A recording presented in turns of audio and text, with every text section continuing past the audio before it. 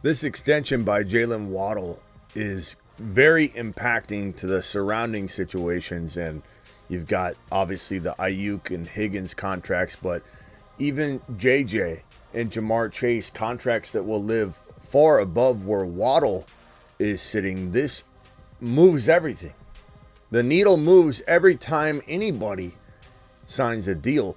Even if they're down on the totem pole, way down below Waddle, it impacts everybody above. And then we had a contract just yesterday hit that potentially might have maneuvered things back in a wrong direction for like Aiyuk, right?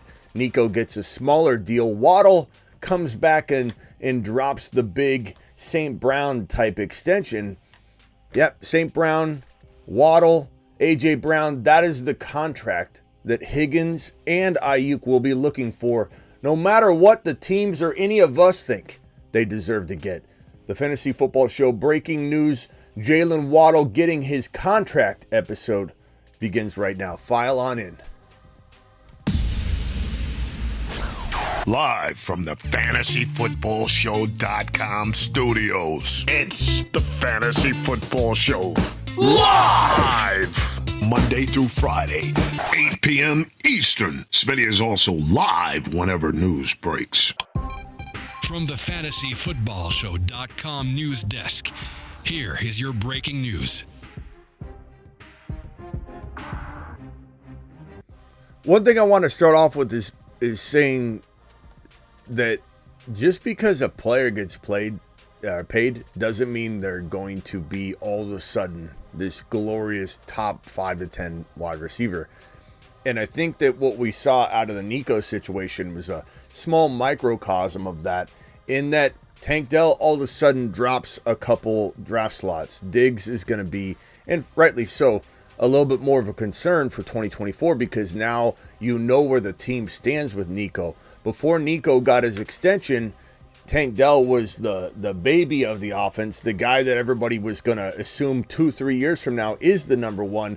Now Nico's going to be potentially in that conversation. He could be the number one now until the end of time in Houston. But I still love Tank Dell, and I love Tank Dell's cost of entry round 4, especially if it's going to drop a couple spots like mid round 4 to late round 4 because of the impact of the Nico Collins contract, which will make Nico probably climb back into the bottom of round 2. Now, why do I say that? Because I think a lot of people are going to assume that this contract means that Jaylen Waddle is deserving of his second round ADP in 2024, and it is not. This does not make me feel any more secure about drafting Jaylen Waddle as my second drafted player when he's the second option on his team to receive the football. There's injury concern. This doesn't make me feel, it's also warm and cozy inside in terms of the long-term value either. I like Jaylen Waddle. There's nothing wrong with Jaylen Waddle. He's a great player. Tyreek Hill may or may not be in Miami next year. I can't imagine that at the end of the day they want to move him, but they are paying their wide receivers through the roof. This is absolutely crazy when you look at these numbers. The highest paid wide receivers in the National Football League annually. A.J. Brown, $32 million. Amon-Ra St. Brown, $30 million. Tyreek Hill, $30 million. Jaylen Waddle, $28 million.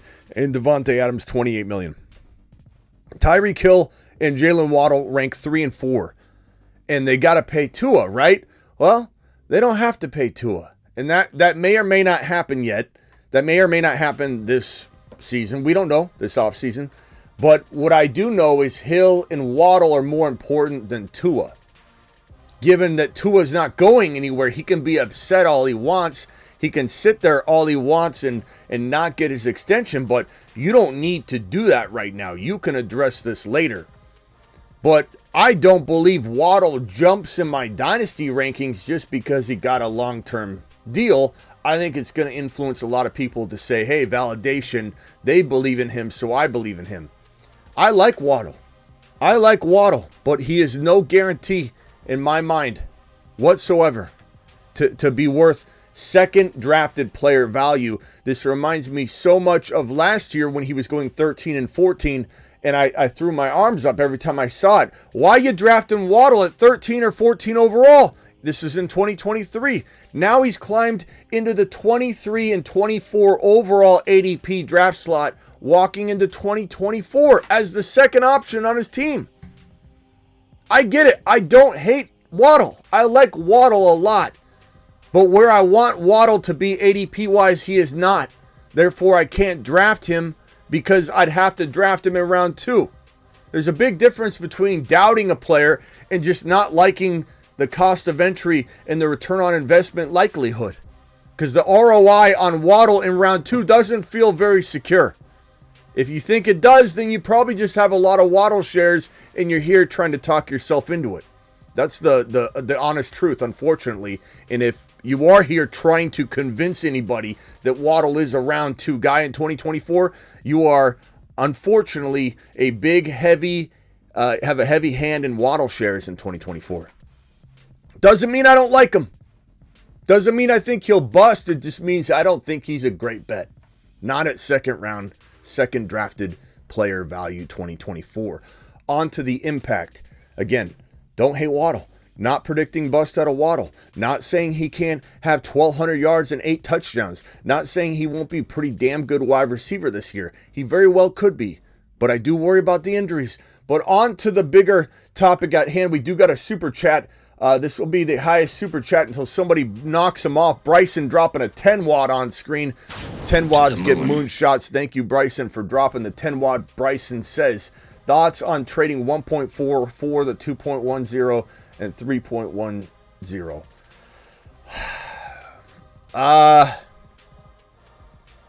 Dynasty League, second side could get JD5. So this is a rookie. This isn't a rookie draft. This is a startup Dynasty League. I'd be getting a second side. Then I could go get JD5 and Kyler. Okay, so this is a super flex startup draft. No, I'm not trading the 1.4 if this is a super flex draft, because you're saying Kyler and JD5 as if I think HN. You might have to call on Bryson. This is way too complicated to really understand exactly where you are in terms of keepers. You have keepers involved in here. You've got draft picks in this. I believe this is a keeper format. Or you're just projecting. I could go with JD5 and Kyler, or JD5 and Kyron, JT Wilson, and then HN in the third round. Maybe this isn't keeper. Yeah. Call in, Bryson. This is too complicated to really... I want to give you better advice. So I'll wait for you to call in. Don't call in yet. I'll open the phone lines in a minute, Bryson. But I want to discuss that one in further detail. Top super chatter of the day so far, Bryson with the $10 hauler.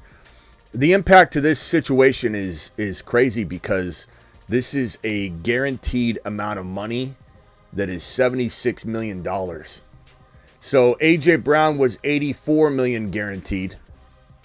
And now you have Waddle getting $76 million guaranteed. And Waddle's the second wide receiver on his team.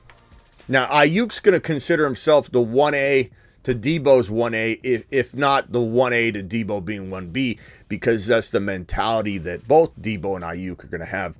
Yeah, I'm the number 1. You know, they're not going to sit here. Aiyuk's not going to go, oh, I'm the number 2. He believes he's the number 1. No disrespect in his mind to Debo, but he believes he's the number 1. I don't think he believes he's the number 2 at all.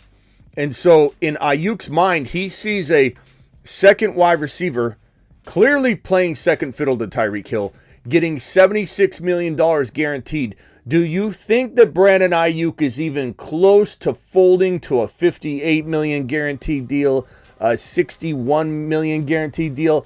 Probably that is a hell no. The only thing right now at this current moment in time, maybe later in the offseason it drags on him, wears on him, and he does some sort of incentive addition to the contract offer to make himself feel like I can get to these numbers. $76 million.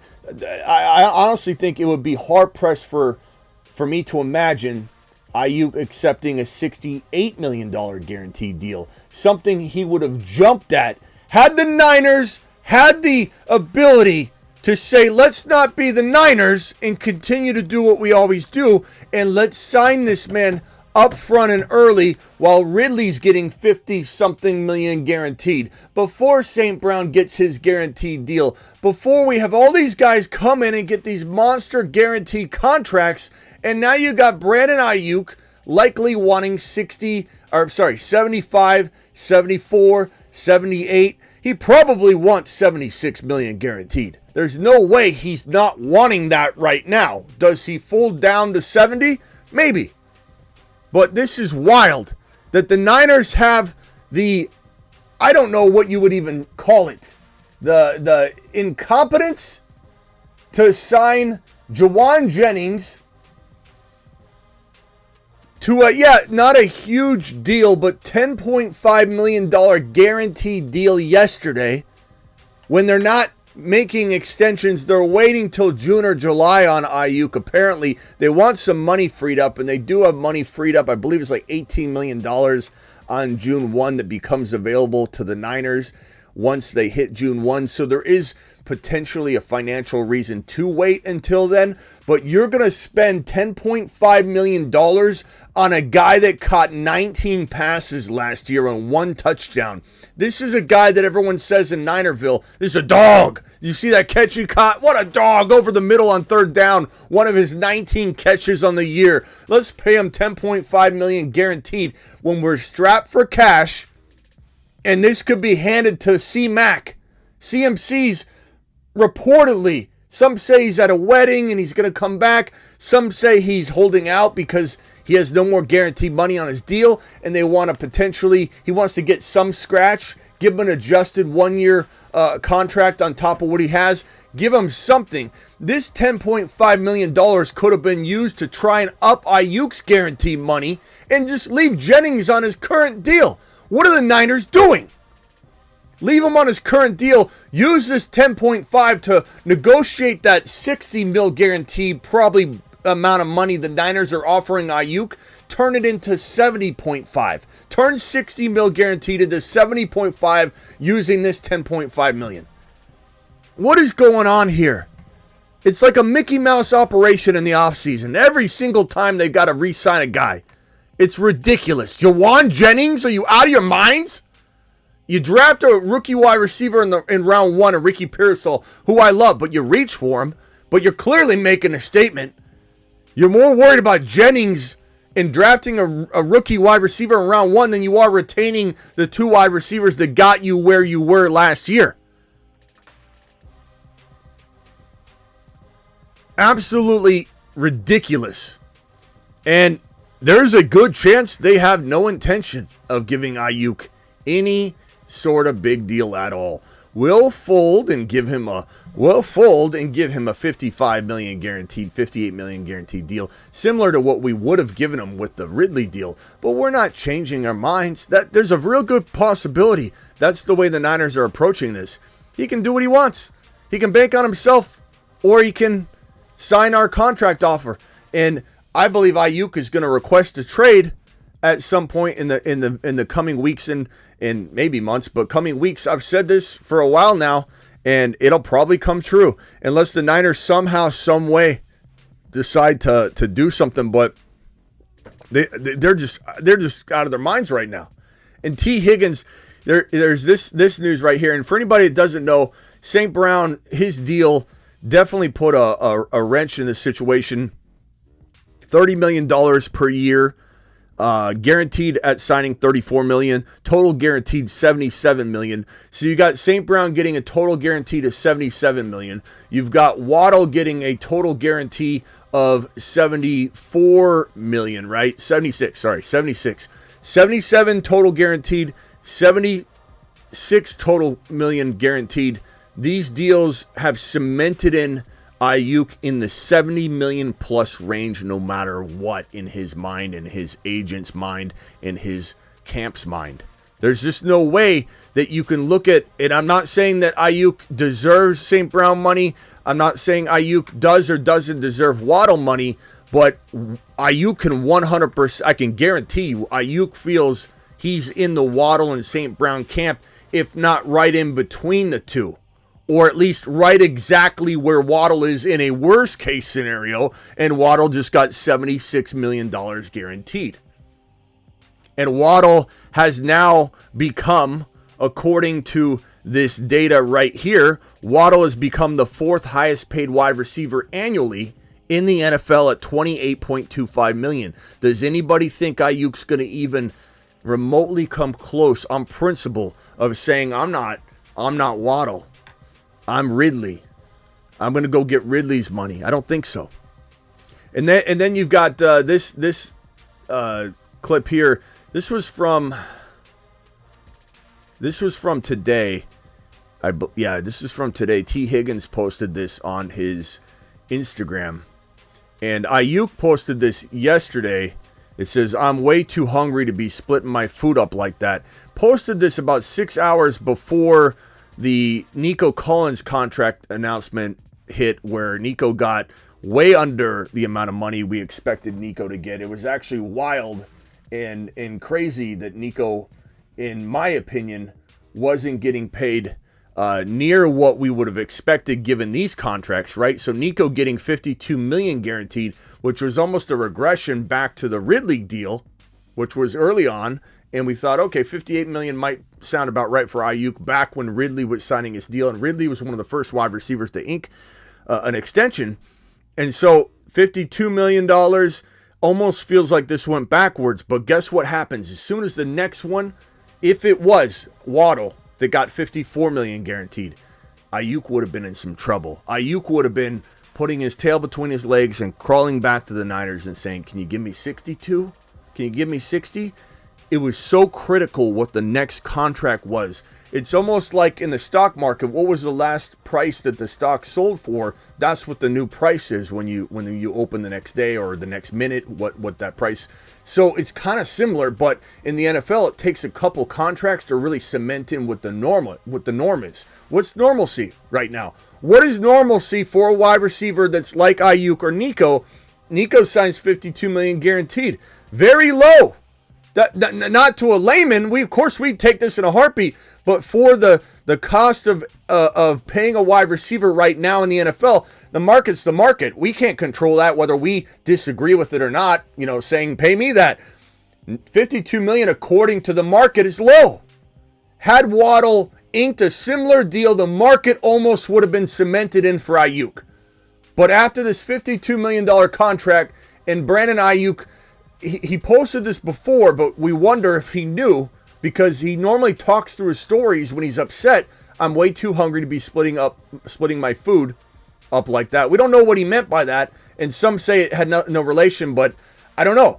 He posted that, and then the Waddle or the Nico announcement happened, and then we're wondering what's the next contract. What's going to maybe cement in that regression back there? Or is there going to be something else that pops off big that returns to normalcy, the high $70 million guaranteed amount? And boom goes the dynamite. Boom goes the Jaylen Waddle news. Boom goes Jaylen Waddle getting $76 million guaranteed, $1 million different than the St. Brown deal. And the St. Brown deal is now, with the Waddle deal, the norm. The norm. St. Brown, 30 mil average, guaranteed amount, the real number, 77 million guaranteed. That's what you're really looking at. 77 million, 76 million. Aiyuk is now cemented into the 70s. And the Niners are probably going, nope, we're not doing that. We're not even coming close. We'll barely breach 60, 62 million guaranteed. So Aiyuk's going to have to ask him this question. You may say, Smitty, there's no way he's not going to get paid. Not necessarily.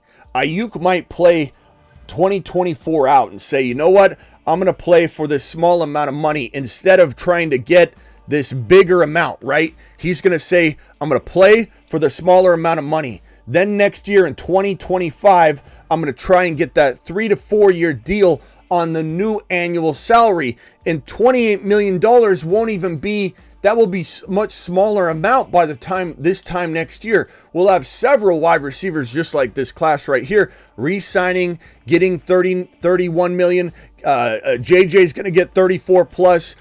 Chase is going to get 34 plus. You're going to have all these contracts upping everything, skyrocketing everything. Now $28 million, which currently is the one deal right here. Where's that salary? number at $28 million, $28.25 million is currently number 4. Number 5 is $28 million.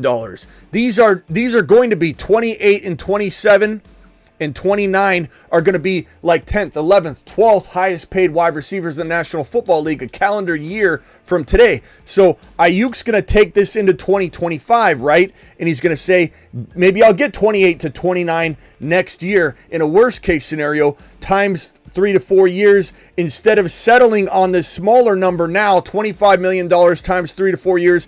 He's far better off, if he believes he can stay healthy, to bank on himself, play on the contract. Of course, he'll request a trade in between, and if the Niners don't play ball, trading him out, and a team isn't willing to pay him $28 million a year, which he would surely accept to get a trade initiated, he's going to bank on himself more than fold for $24 or $25 million if that's what the Niners are only willing to pay.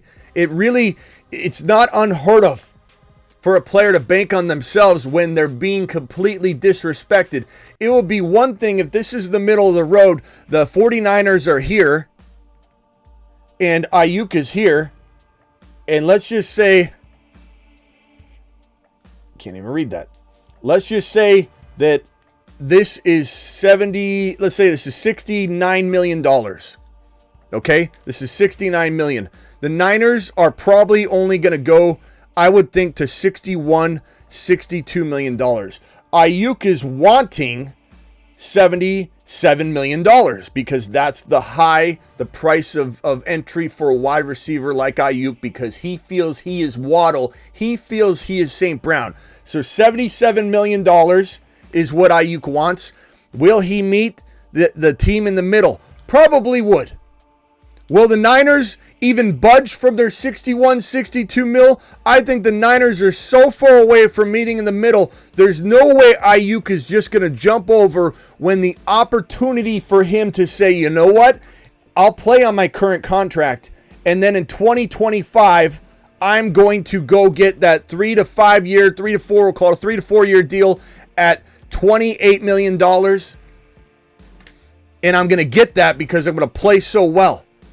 That's what he's going to do. He's going to, of course, request a trade. We'll find out what happens. Your guess is as good as mine at this point.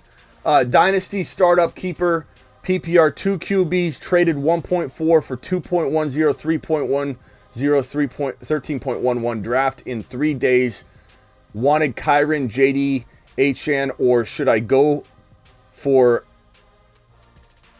at work, can't call? Okay. Traded 1.4 for 2.10, 3.10. So you already traded it.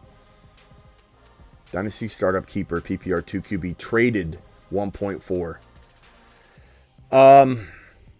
I don't mind this trade necessarily, but in a 2 QB league, it depends who the quarterback was. If it's Stroud, and I mean no disrespect to Stroud, but I don't have Stroud in that category of quarterback and that is any different than Lamar or Burrow or, that kind of player. So if you tell me that you can guarantee me that one of Mahomes, like someone's going to take Stroud, Holmes, Hurts, or Josh Allen fall to that 1.4, I don't make that trade. These guys are far too valuable in a 2 QB league. And you say 2 QB, I don't know if you mean Superflex. 2 QB is different than Superflex. 2 QB means mandatory. Superflex means you have an option to start a second quarterback.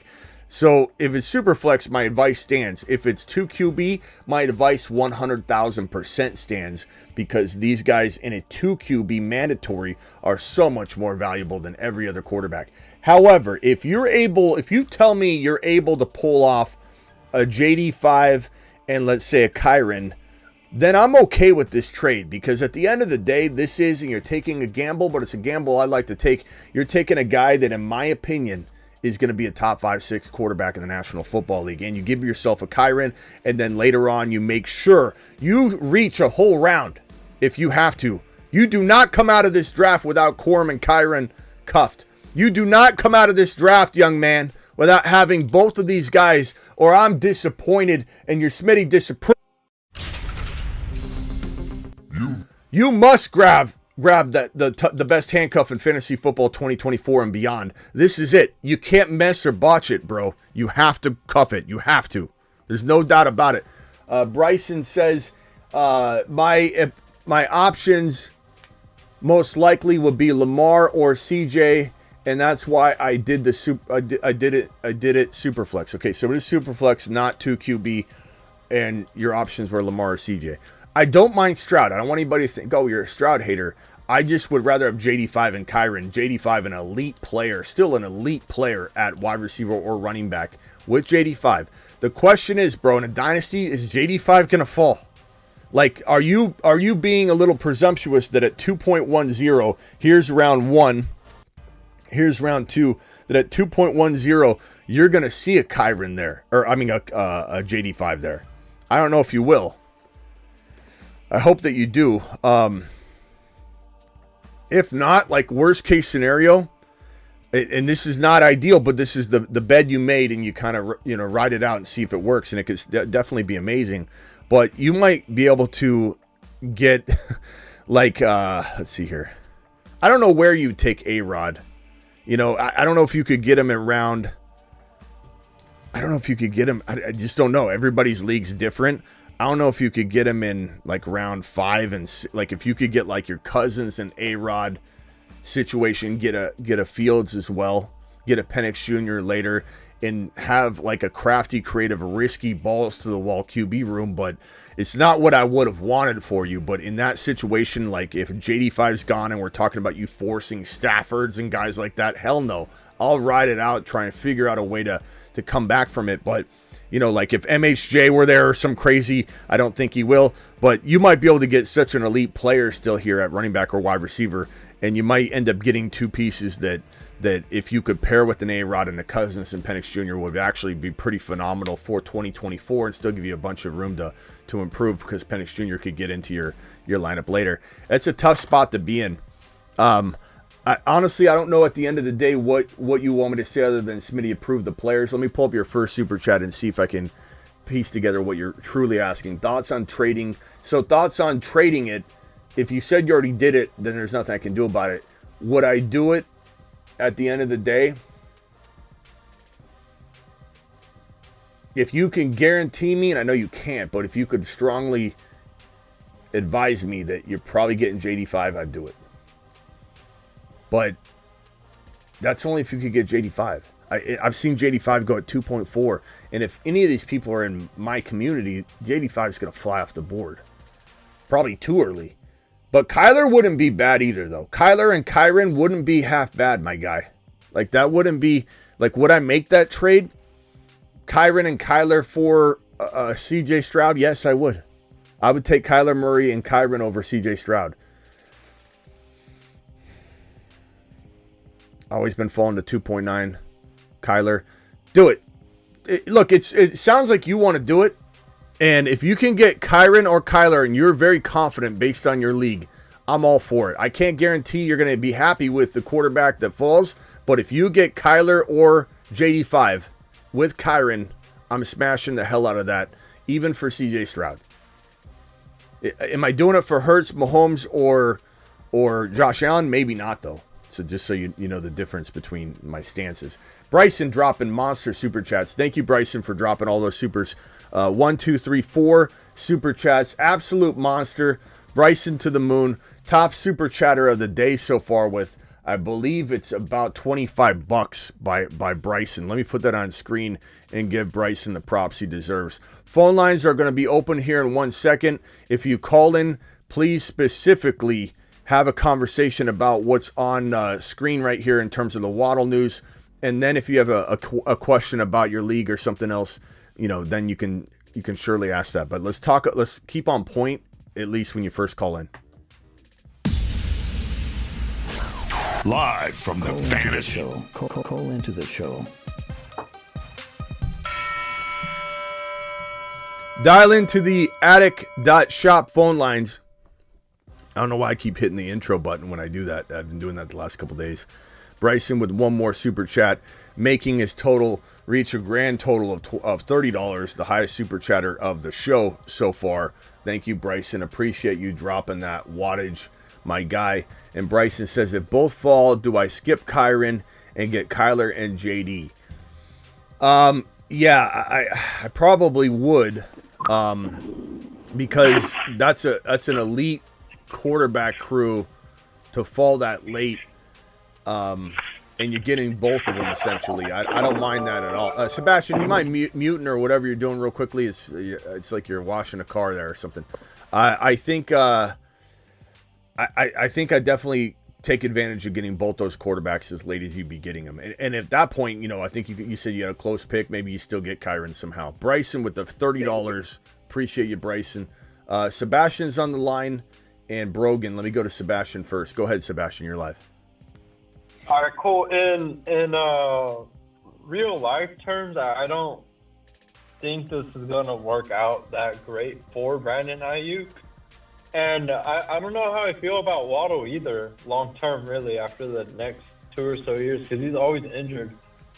Honestly, I think both these guys have some huge red flags, but in the context of this year, 2024, if I were to talk about best ball, I do have a lot of Waddle shares, so I'm extremely happy that they did go ahead and do that, but I would be wary about his price because I think he might start to climb now that he got signed. But I hope he does. I also... I hope he does. I mean, I'm happy that I got him when I got him because he was falling a lot when I was drafting. But Aiyuk, I think this year, I don't know. I'm like 50-50 on him, just wavering. I think he's either going to have a mega explosion or like he's going to bust. So Waddle is 25 now, but turns 26 during the season. Turns 27 during next season. Turns 28 during the 2026 season, turns 29 during the 2027 season. So what people need to realize with Waddle in this dynasty, you know, he's 25 years old. He's 25, but he turns 26. Hill's got, look, the Dolphins are kind of in trouble, kind of not. They're kind of in trouble a little bit. We always hear how in trouble people are with their contract situation, and they can't sign everybody, and then half the time it's not even a factor the next year. The salary cap goes up about 20 to 22% every 2 years on average. So things are going to change, and you never know what the Dolphins are going to have quarterback availability wise later. They should have went after Justin Fields. That would have been, I don't understand it. You could have at least had Fields behind Tua and said, Tua, you're not getting an extension. Do your thing. Maybe we'll offer you the world after you do it, but do your thing this year. And Fields is there for the future potentially, but also, you know, in case, you know, something happens injury-wise. I don't know why everybody dropped the ball on that.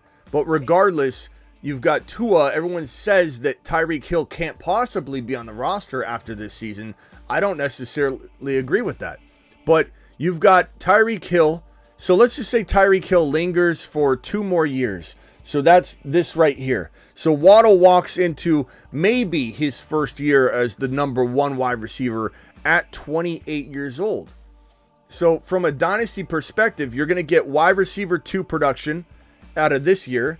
You're going to get wide receiver 2 production out of this year. You're not getting wide receiver 1 fantasy production. You're getting maybe an elite wide receiver 2 if he's healthy. And so you won't get your expected wide receiver 1 elite season until his 28-year-old season.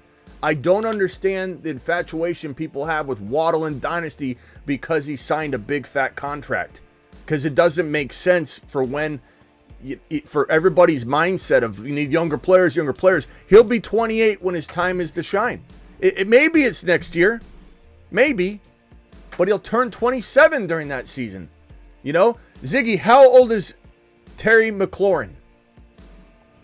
Terry McLaurin is 28 years old. Okay. And was born on September 15th, 1995. So he turns 29, but in a sense, Terry McLaurin, does anybody want to buy Terry McLaurin in a dynasty? Nobody. And granted, he's turning 29, but he's 28 years old right now. 28 years old is going to look so different 2 years from now. Everybody's thinking 25. Hold on one second. Let me go to Brogan, then to Travis, and I'll come back to you, Sebastian. Brogan, you're live. Hey, man, how you doing? I'm good, broski. Yeah, no, I'm doing good, man. I mean, I just can't imagine what Aiyuk's agent is going to be dealing with later tonight after he gets through his daily paperwork. Just the phone call that poor agent's going to get when, just the rage-filled Aiyuk is. So keep it as fast as you can, Brogan. Sometimes you're long-winded. Here's real quickly on Brogan's. Brogan's even speaking to this right now, so it's a good topic. Aiyuk reposted T. Higgins. I meant to talk about this and then I got sidetracked. So T. Higgins, real quickly, let me show you the T. Higgins posted this on his Instagram, and it said this caption down here with a slew of pictures that you could carousel through. And so this is the same post. It's just one of the images. So in this post right here, T. Higgins wrote, and it's part of the song that he was playing. The song's playing at the top here. You can see. But it says, I tell them no, they can't wait to call me selfish. And don't really know exactly what we could obviously assume some things, what he's saying, like holding out, and finally getting his payday. He's working out, he's feeling good about himself, like I'm worth this, wait till I get paid, everybody's going to call me selfish, whatever the case may be. But he wrote that in the caption of his Instagram post, and then Brandon Aiyuk, the only thing up on Brandon Aiyuk's story right now, you can see 3 hours ago, and it's the only story post he has up, and he usually speaks through his stories. He expresses his frustration. He puts up turd emojis right after John Lynch has a press conference talking about how they're in talks and everything's going good, and then Aiyuk immediately puts a poop emoji, a turd emoji right on his stories. He speaks through his stories. That's where he's emotional. And what does he do today? Puts this up of T. Higgins. I tell him no, they can't wait to call me selfish. I don't know what he's really thinking, but this is obviously off the back of the Waddle contract. And the day before, 6 hours, maybe 5 hours and some change, but roughly 6 hours before the Nico Collins deal was announced, he dropped that other story post. So he's clearly reacting to all these contracts. And we don't know if he had a lead on that contract or whatever, how he knew, I don't know, or if it was unrelated. But this is clearly related to the Waddle contract. He's speaking about it. And Aiyuk is probably pretty damn pissed off right now. And I think Aiyuk is feeling that him and the team are getting further and further apart. And how frustrated might you be to know that it's your team's fault? Like, to know that I would have probably signed $62 million guaranteed if I had not known all this was going to unfold like this, with St. Brown getting $77 million guaranteed, with Waddle getting $76 million guaranteed. Had I known that, I wouldn't have signed it, but I didn't know that, and I would have signed it. And now the Niners put me and them and the fan base in this position. And now the fan base is turning on Aiyuk exactly like I predicted, because they did it with Debo, and I defended Debo. I'm defending Debo and the Niner players more than the Niner fan base is when this stuff hits the fan. And every fan is going to start to slowly, one by one, not all of them, but a lot of them. Go look at the comments in any live stream. Like when I go with Raj on maybe we'll go live tonight with Raj and talk about this on Instagram. But you'll see a lot of people say, forget Aiyuk, 25 mil max per season. If not, he can get out of here. Ricky Pearsall to the moon. Like, there are so many people throwing shade at Aiyuk right now, and it's not his fault. This is par for the course. Contract negotiation 101. Contract year. Go get your bag. If you can get your bag, get your bag. That's all Aiyuk's doing. And the Niners are dragging their feet, but yet they'll extend Juwan Jennings. They won't give that $10.5 million to Aiyuk and just leave Juwan Jennings on the current contract? Why do you need Juwan Jennings signed? Why do you need to extend Juwan Jennings? Somebody explain to me how this 19-catch wide receiver is deserving of making Christian McCaffrey not show up. Tell me how Juwan Jennings, this 19-catch wide receiver, this dog of a wide receiver, everybody says, such a dog. Look at that catch over the middle. Dog. As soon as he got his contract, you should go look at the tweet from Schefter, and there's people going, well deserved, or all that money deserved. Every dime deserved. Like, for what, 19 catches? You're telling me that you'd rather give $10.5 million guaranteed to Juwan Jennings than give it to Christian McCaffrey to get him in here, keep him healthy during his 28-year-old season? He's 28. You don't need CMC potentially holding out, and we don't know if he will. You don't need Aiyuk sitting out any long-term amount of time. It ends badly. Look at Debo. Look at Bosa. Look at any player that is held out for the Niners waiting for a deal until June, July. Look at how bad that season was. Debo was awful. And he blamed Shanahan. And he said that when him and Shanahan sat down after that bad season, the holdout year, and he said, we looked at the film, and I'm never putting film like that on film ever again. That's on me. But it's because I wasn't in camp early, and Shanahan and I put that behind us. Like, they had a powwow about how I kind of had some resentment about the Niners. We put that behind us. And Debo had a great year. Okay, Brogan, go ahead. I'm sorry. Yeah, no, you're good. No, you're good, man. Like I said, like I just can't. No one can really explain it, other than just like Niners fans just kind of turning coding on their own players. Because I mean, Debo ain't getting any younger.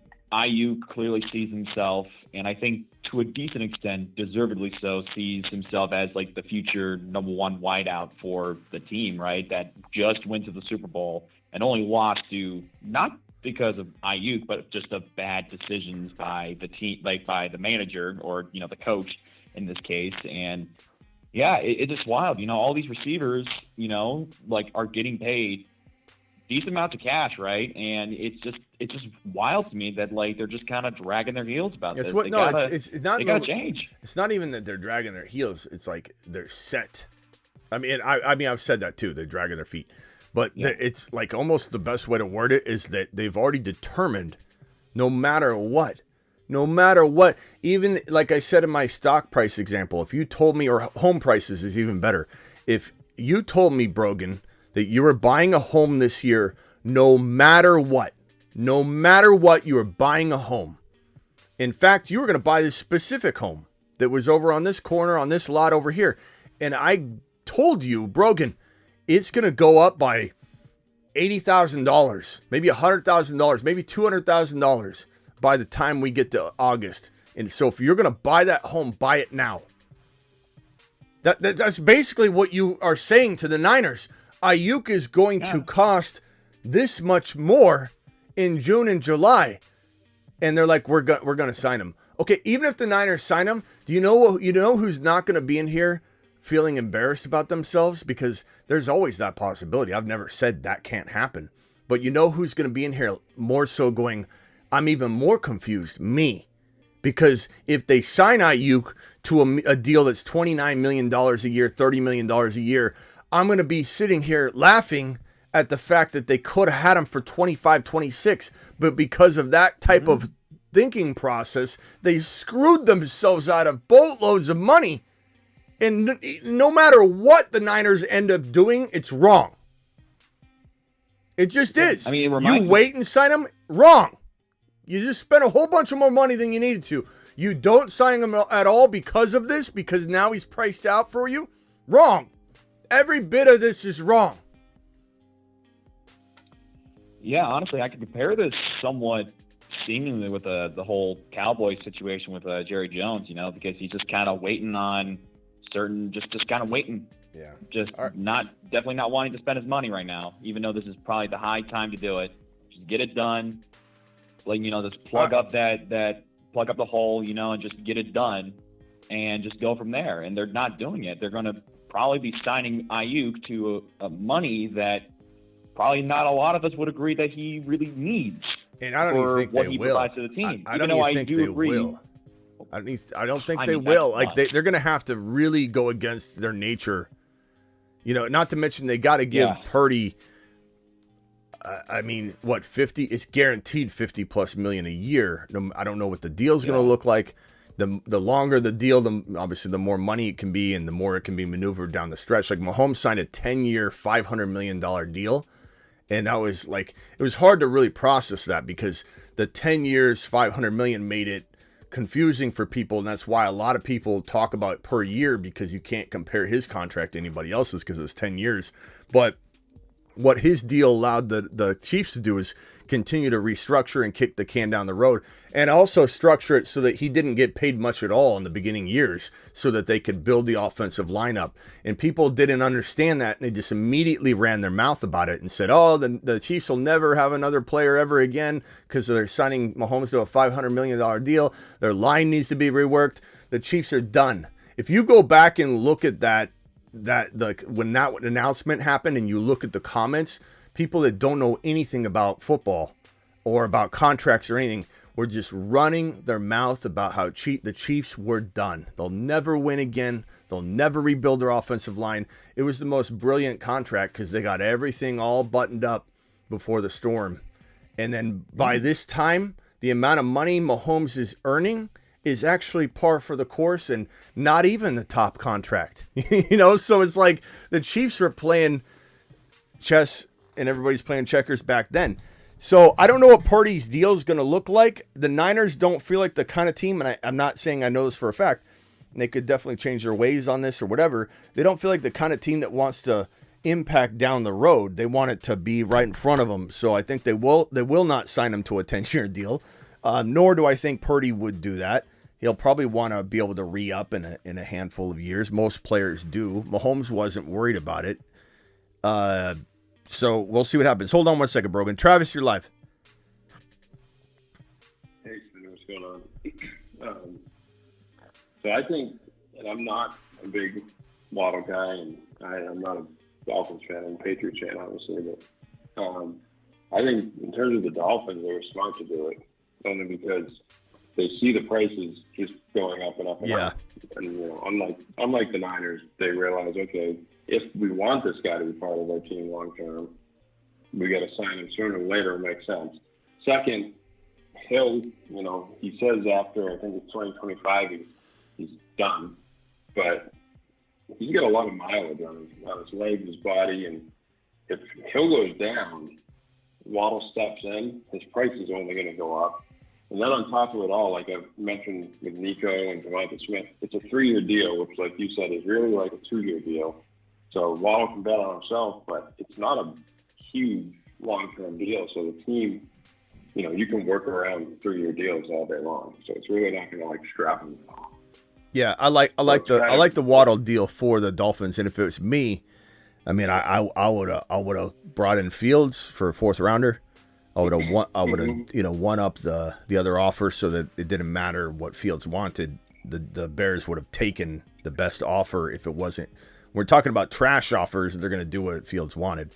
And when you start saying, okay, I'll give you a 3rd or a 4th rounder, no conditional, just 3rd or 4th rounder straight up, then all of a sudden what Fields wants doesn't matter. They don't care what Fields wants when the price tag is higher like that. They'll say, screw what Fields wants. We want to get this value. The 6th round conditional, at that point they're like, what do you want to do? It's garbage anyway. What do you want to do? Where do you want to go? Mm-hmm. So if it was me, Miami taking Fields on gave them the flexibility if they were to do that, to do whatever they want. Do kind of what the Chiefs did with Mahomes. They could have done all that with their receiving room, obviously, and then not worried so much about locking down Tua to some crazy contract that they like. I'm not saying Tua doesn't deserve to be paid per year, but I don't believe Tua should be locked into that big high amount for 4 or 5 years because you don't know what's in store for him. So for me, you're gonna get minimum 4. Yeah, this could be a Goff-like situation where Tua's good enough and they almost get there and they do well with him and he's a great fit and he lasts for a lot longer than people think as a quarterback that is plenty good, plenty good to be their quarterback, and you're proud of him being your quarterback. Like Stafford or Goff, they're not top 4 guys or not top 5 guys, but those fan bases are proud to have him. Like, I love Goff, I love Stafford, I love Cousins. Those are all players that are just fine. Like, he has a shot at being that. But you lock Tua down to a 4 or 5 year deal at $53 million a year, let's say, and you are potentially putting yourself in a Deshaun Watson situation, where if the worst happens and he can't stay on the field or whatever, and you're married to this massive contract, this $200+ million contract, what are you gonna do? What are you going to do with these speedy wide receivers? What are you going to do with your team? Like, I would not. This is a player I would let. I would let. Can he be franchise tagged? Let me just see. I think so. I don't think he has a He name hasn't signed a tag. deal yet, right?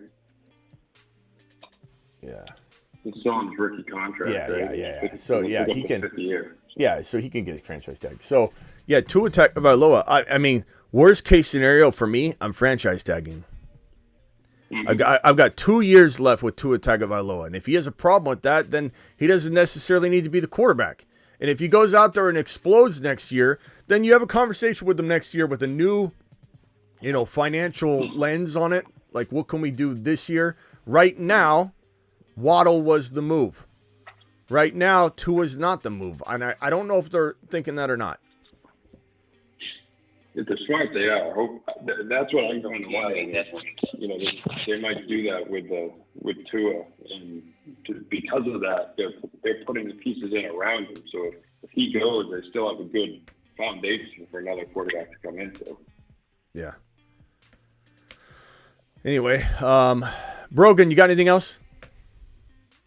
No, man. I just think the Niners need to start getting some pen on paper. They need to sign their guys.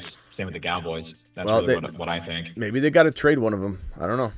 I'd be very, I'd very say move off of Debo because of that. If you want to trade one of them and to make the other's contract more feasible to eat, I'd say move off of Debo. You already got Ricky Parasol and perhaps Juwan Jennings, right? And you can go with that. And George Kittle's also a fairly decent receiver in his own right? So I'd say move off of Debo, send him to somewhere, maybe the Eagles or whatever. I don't know. The Eagles, the Eagles don't need them. The Buffalo Bills, the Washington Commanders. I don't know, something like that. All right, Brogan. Yeah, that's where I think. All right, later, bro. Yeah, we're going. I don't know. Bryson says, what are sleeper picks in rounds 8 through 15? I mean, that's a loaded question, Bryson. I mean, I guess I would say, you're talking about Dynasty. I mean, that's a whole different monster to try and cook up a list. I would say in general, I don't know. Let's see here. Dynasty.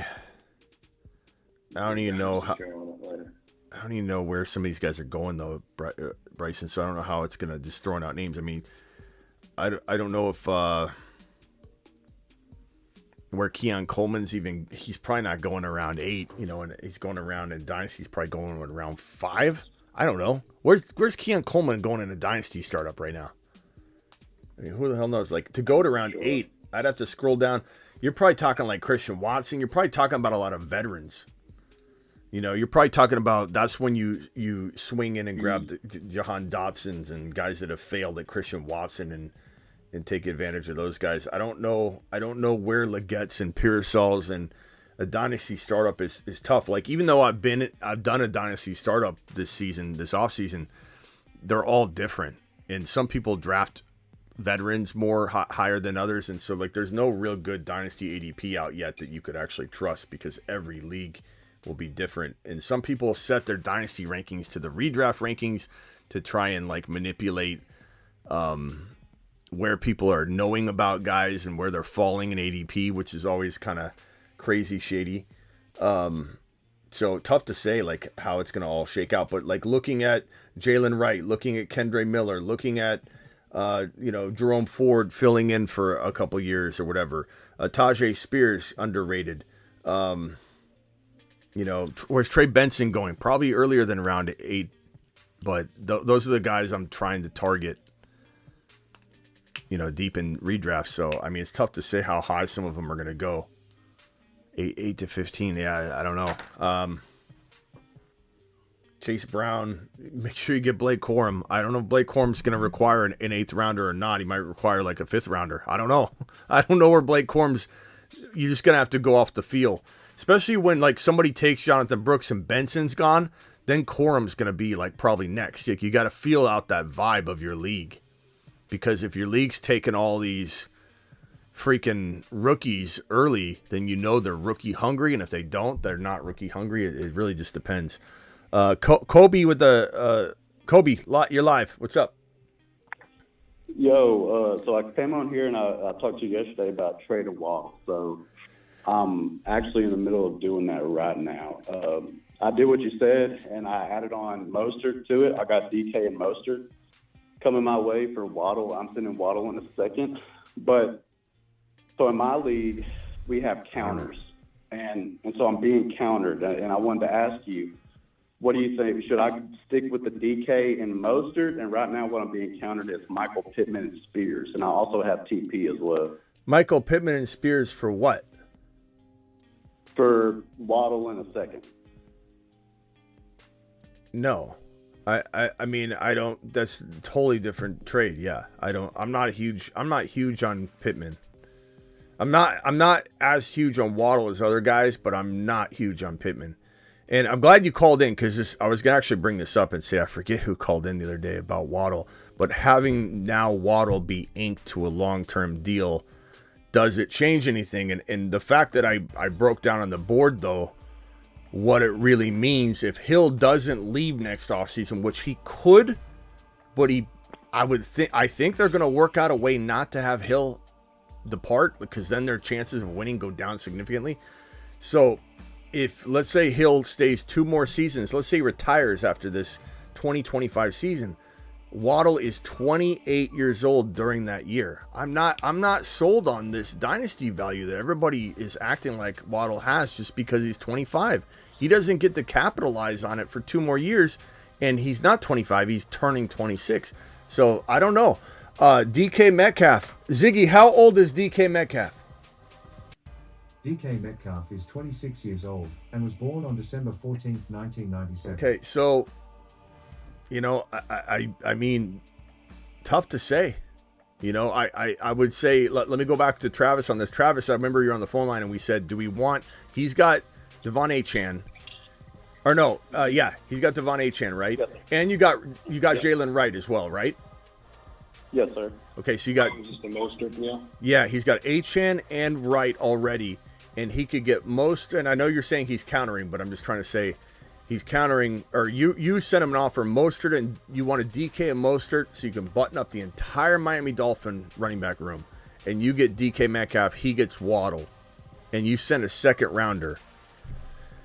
I don't know if that second rounder changes it for me. I mean, that's a lot to just throw in, because second rounders can be. It's in 2026.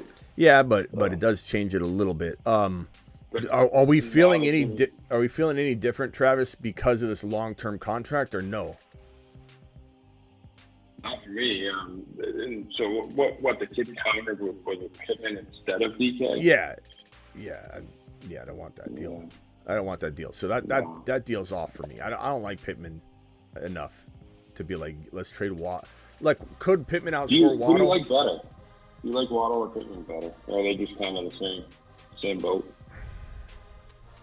I like Waddle. Yeah, I like Waddle more. I like Waddle. Yeah, Spears is nice, but he's no guarantee, bro. Not to mention, did he even offer you Mostert in that counter? No, he doesn't have Mostert. It's a completely other guy. Oh, completely other guy. I got you. Yeah.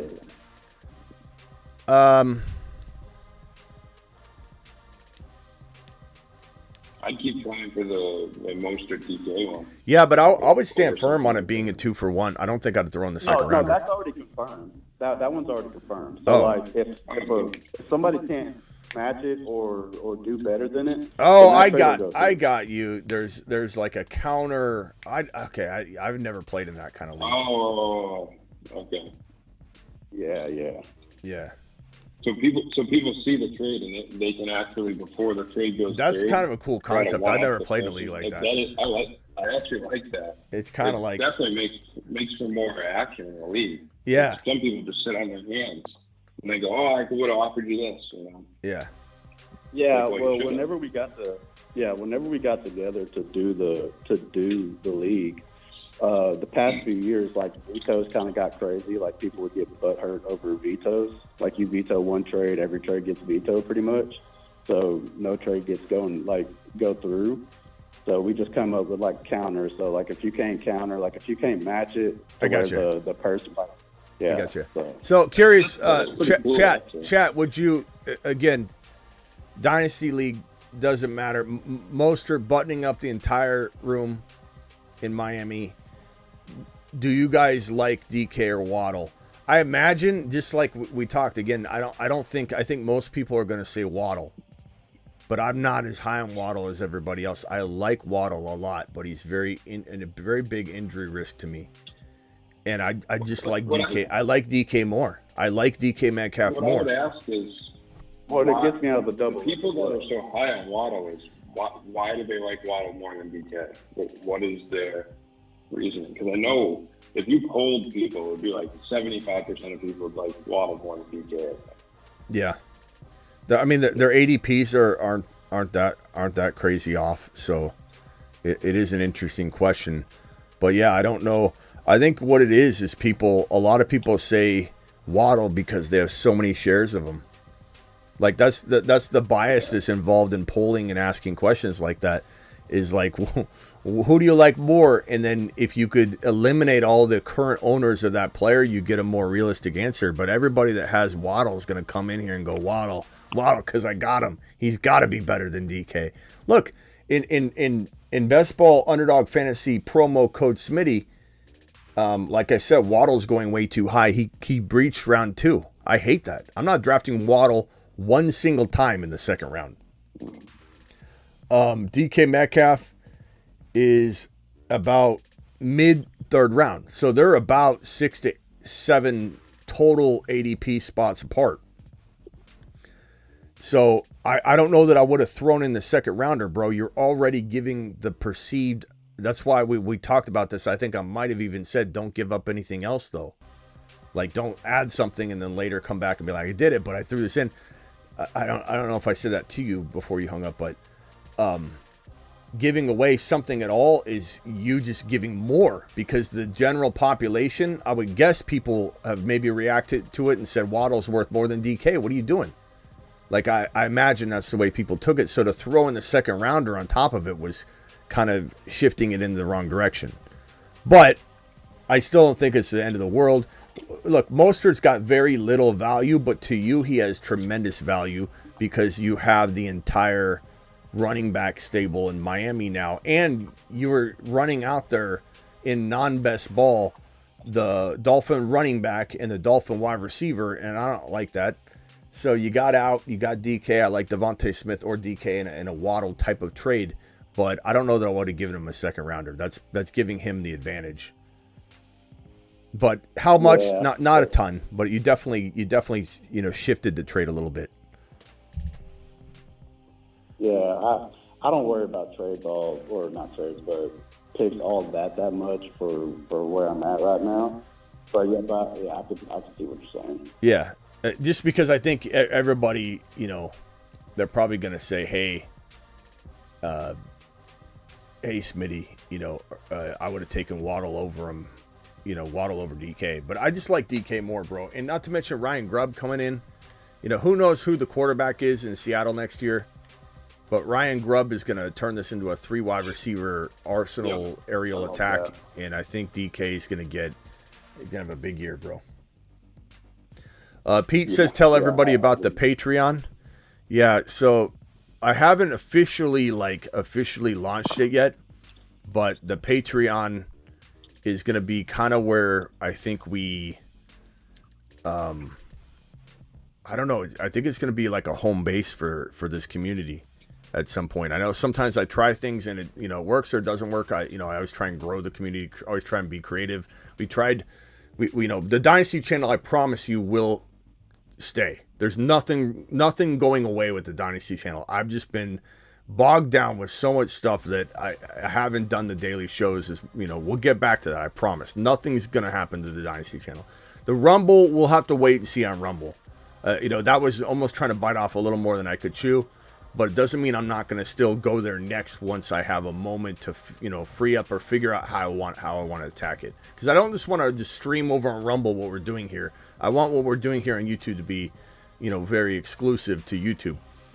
The Patreon, I truly believe this is going to potentially be something that is a staple for the show, like kind of like a place for our community to gather before shows, after shows, during shows, whatever. And so here's the Patreon right here. Yeah. So the Patreon with each other, and I was just going to say real quick, I think it can function like a Discord, but I feel like people will find the Patreon more easily and go to the Patreon. Yeah. With So the Discord. it's Pete, there is a Dynasty channel. It's in the description of the video. Click that bad boy, Pete. So the Patreon link I just dropped, I'll soon have that in the description of every video as well. I'm kind of just like, it's not officially launched yet. I'm kind of just like, anybody who wants to join it early. It's $10 a month, and you get full access to all the chat groups. So there'll be like a Dynasty chat, a Superflex chat. It's just basically like a Discord in a way, and it's $10 a month, and you get all the written content that I'm going to produce on it. So I already did a little write up on it. There'll be little video posts. They'll all be secured and locked down to only Patreon members. There's one tier. It's not like, you got to get a different tier to get, more access. It's all just one set price, $10. And I think you should try it out if you want to be a part of the extended community of the show. So I dropped it right there. And you can even, for free, you can go and just kind of check it out. And there's, you'll be able to decide if there's some free stuff on there too and stuff. Like, obviously, if there's chat, you won't be able to do that. But like, I went on and looked, and you can see some things you posted, and like a couple of them say like locked. Yeah. So obviously, you'll have to access that. But just so people, once it's launched enough, you can check it out. See what there is. Are you on the chats yet? Did you get on like the forum chat? No, I have to pay an upgrade to get to okay. those, so. Okay, I tried to give my moderators access, and it doesn't seem they have that option yet. Anyway, appreciate everybody, and I know some people might want to try it for a month and check it out, and hopefully you'll love the chat community so much. Like, there'll be a find a league, or I don't know what we'll name it right now. I think it's like looking for league mates, or looking for to create a league or whatever. We'll have a place for that. We're gonna have news. We're gonna have, and I think we'll have probably people in there that love to like post news, and I might even get triggered to post a piece of news based on what you guys are posting in there. So get on over to the Discord. It's right here one more time. Again, it's not officially official yet, so if anybody wants to help create it, like in terms of like getting in the chats and saying, hey, we should have a chat for this, like we already, Sebastian's in there, we have a handful of people in there, but Sebastian said like, hey, I want a Superflex chat, so I made a Superflex chat. We got Superflex news, Dynasty, rookies. I don't want to get crazy and make too many of them, but we're probably near the amount that we need. But if anybody has an idea, and download the app for Patreon too. It's easier. Let's go over to Bob from Cali, which is aka John from the chat. John, what's up, John? Chargers fan, John. About Waddle's ADP, you kind of mentioned it, but since you did, where would you draft him at? Would you try and get him in the fourth, Pete to the third, moon, which is really hard to do? Where's your preference of drafting Waddle this year? I'm not going to own Waddle. My preference is almost irrelevant because he's going in. I mean, good God, if we look at. Let me look at this right here and say I'm not drafting him in round 1. I'm not drafting him in round 2. I'm not drafting him in round 3. This is a different thing that I was doing at one point. Laporta, that's a good looking team there. Let me get rid of this real quick. I'm not. I mean, maybe I'd draft him in round 3. I guess potentially, but. It just depends on the flow of draft. I don't mind him being my late third drafted player, I guess. But like, where would I want him to be? He's not going to be anywhere near these territories. There's almost no way he'll be late third round anyway. But I would take him probably late third round. But like, where do I want him to have all the risk baked in? Round 4. It's not going to happen. He's going in round 2, which is. You've just been Smitty disapproved. Totally not what I want. What else you got, John? I was going to mention, I think part of the reason why people like Waddle is because his ceiling, or at least his floor, may be a little bit higher than DK's, just because the Seattle Seahawks continue to have that third wide receiver who doesn't seem to want to go away, retire, or quit football altogether. I think you re-up for another 2 years. If anybody knows who I'm talking about, it's not JSN, it's not DK, it's the other dude. That, Lockett. But again, bro, he's 32 years old. Is he turning? I think he's even turning 33, or he turned 32. He's older, bro. He's older, and at that again, they ran 2 wide receiver sets about 80% of the time in Seattle with Pete Carroll. They're gonna flip that upside down, and they're gonna run 3 wide receiver sets probably way more than 80%, or at least 80% of the time. So your number 3 wide receiver could be your most valuable wide receiver if you're talking about a slot wide receiver. This is gonna be an aerial assault, downfield, air attack. This is Ryan Grubb, Penix Jr.'s offensive coordinator from Washington. Penix Jr. was running an aerial assault attack, and that's what Grubb's going to bring over. Now, granted, Geno's, he's good. He's not great, but he's good. Geno's not bad. And Howell, who knows what he could be under the right coaching. I mean, Howell, I think, was he was a top 5 quarterback at the beginning of the year last year for a handful of weeks. He was like in the top 5, 6, 7. I forget where it was.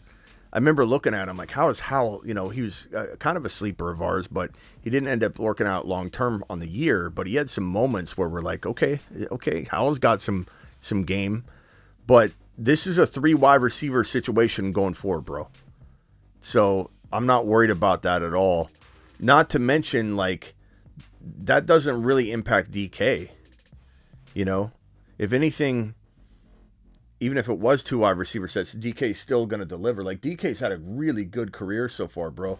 He's had an 8 touchdown and 6 touchdown season in 2022 and 2023. He's had back-to-back near 1,100 yard seasons. One was 1048, one was 1,100. His reception totals were down big time last year from 90 to 66. I think that goes back up to 90. I think he's back to a 90 to 100 reception, 1,200 yard, 8 touchdown minimum receiver. And if you guaranteed me those numbers for Waddle, but he could have less, like he could get hurt or not. If you went to a Waddle owner and you said 1,200 yards, 90 receptions, 8 touchdowns, press yes or no and lock it in. You can lock it in right now. If you don't lock it in, he could get hurt. He could have better. He could have worse. You press the button. You press the button and say, give me those DK Metcalf numbers all day long. It's preference. I get why people like Waddle, bro. I understand it. But DK's the number 1 wide receiver on his team. Waddle's the number 2 on his team. I appreciate it, Smitty. All right, later, John. Travis. I think you might have had a super chat coming. Also, Waddle had 1,000 yards barely last year and 4 touchdowns. It wasn't like he exploded. Like he had more yardage by far the year prior. He had I want to say it was almost 300 yards more. Yeah. And really, he only had 3 more receptions. So he had, in 2022, he had 75 for 1,356 and 8. Last year, he had 72 for 10, 14, and 4. And he's always banged up. He's always just kind of dinged up. Like Higgins. Even if Higgins plays, he's always dinged up. Space Ricky, appreciate you. Space Ricky says best Dynasty content. Pete, appreciate you with the Discord comment. I don't know, man. Yeah, on the Higgins side of things, it's going to be interesting to see what happens with him. I almost feel like they're just kind of letting it play out. If they get someone willing to offer something, fine. If not, it almost seems like they're just happy to let the market dictate what happens with him. You don't hear they're actively shopping him. anything like that. Like the Aiyuk stuff has, maybe it's just the fan bases are different, I don't know, but like the Aiyuk stuff has so much more news bubbling around it all the time, you know. So one thing to keep in mind is that June 1 date, because a lot of money and honestly, Right. it takes an accountant and a financial genius to really know the ins and outs of some of the contract information, and we don't even have access to all that info, or if we did, we weren't combing through it, honestly. But there are some things that are going to make teams, bite at certain trade offers or think about moving players like Debo after June 1, or the Niners have $18 million pretty much free up, I believe, on June 1. So there's a lot of reasons that things could be delayed with Aiyuk. Sure, but delaying, you're waiting for $18 million to show up, and you just dump 10.5 into Jennings. Like, you also watch Aiyuk go from 55 million, 56, 57 million guaranteed to now 70 plus million guaranteed. Like, waiting doesn't make sense on any level. Doesn't matter what's going to be freed up. So, Yeah, ridiculous. I just don't get. I said it before. I don't get what the Niners are doing anyways. Like they have a small window, and they should be doing everything they can to avoid distractions and avoid drama, because this window could close faster than people realize. Yeah, let's go over to Kobe. Kobe, you got anything else? No, sir. All right, Kobe, call back if you got another question, bro. Yes, sir. All right, later. Sebastian, you got anything else? Yeah, on the Seahawks wide receiver room, I know we like Brian Grubb here, 3 wide receiver set. We love JSN as a prospect, and then I'm sure you've watched the film. You know Tyler Lockett doesn't take any hits at all. You know what I've been liking to do on occasion is, as my wide receiver 3, I like to have Lockett and JSN, because JSN, he does have enough upside to keep up with DK or even potentially overtake him. And if he doesn't explode too, you also have that floor within Lockett, but you're guaranteed their wide receiver 2 at your wide receiver 3. Yeah, I don't hate the idea. I don't hate the idea, but I don't understand why you cuff those situations, but you won't cuff RBs. I don't get that at all. JSN's way cheaper. But you won't a Kyron. Yeah, but so Kyron, if you draft Kyron off of his upside and you have the ability to cuff Corum to him at a very cheap 10, 11 round range, you prefer not to. I don't understand how that's not attractive to you, but you like cuffing Lockett to JSN. I don't know. But I don't disagree that there's logic there in best ball. I know your brain only goes to best ball, but in non-best ball, there's no way in hell I'm doing that. But in best ball, sure. Oh, it's stupid. Well, yeah, but you got to remember a lot of people on here don't just play best ball. Some of them don't play best ball at all. So, so that advice only applies in best ball. But I don't know. I personally think I'd probably find a better player than Lockett where Lockett's going. That would make me just say, screws cuffing that. I don't care. I'll just bank on JSN because I like JSN. But if I look at the ADP rankings for, let me try and find where Lockett is. He's probably so late that he's free. Where's he going? Like around the 100 mark, a little past that, I think. Okay, so he's actually going higher than I thought. Let's see, TJ Lockett. Oh yeah, he's probably going. No way. I must have passed him. Pretty low. Yeah. 102. 102. Tyler Lockett. Okay, so below him, 80 Mitchell, Jahan Dotson, Leggett, Pearsall. Like all those guys I probably would draft over him, I think. All the rookies. I'd take a shot on the Leggett before I take Tyler Lockett, but that's me. But I don't hate your idea. I don't know that push comes to shove is like, give me Lockett. I don't know. 30. No, that's like 1 out of 10 times. 300,000 years old. 32 years old. Yeah. But I don't know. I never have like really seen him take a hit. Like it's crazy. He doesn't. He always goes down. He doesn't. He falls. He always does like something to where if it was your first game you ever watched him, you'd say, "Oh, he tripped," and then he'd go, "Oh, he fell again." But if you watch every game like I do of everybody, you're like, "Oh my God, this guy literally turns around, sees the defenders coming, and just goes and just flops onto the ground every time." It looks like, oh, he's slipping. He's very good at making it look like he's slipping. You know, it's funny. I don't think he's taken a hit since probably his second year. I don't think he's been hit. He doesn't get hit at all, which is, you could say smart, his longevity, but at some point it doesn't become effective, when he starts slowing down. So we'll see.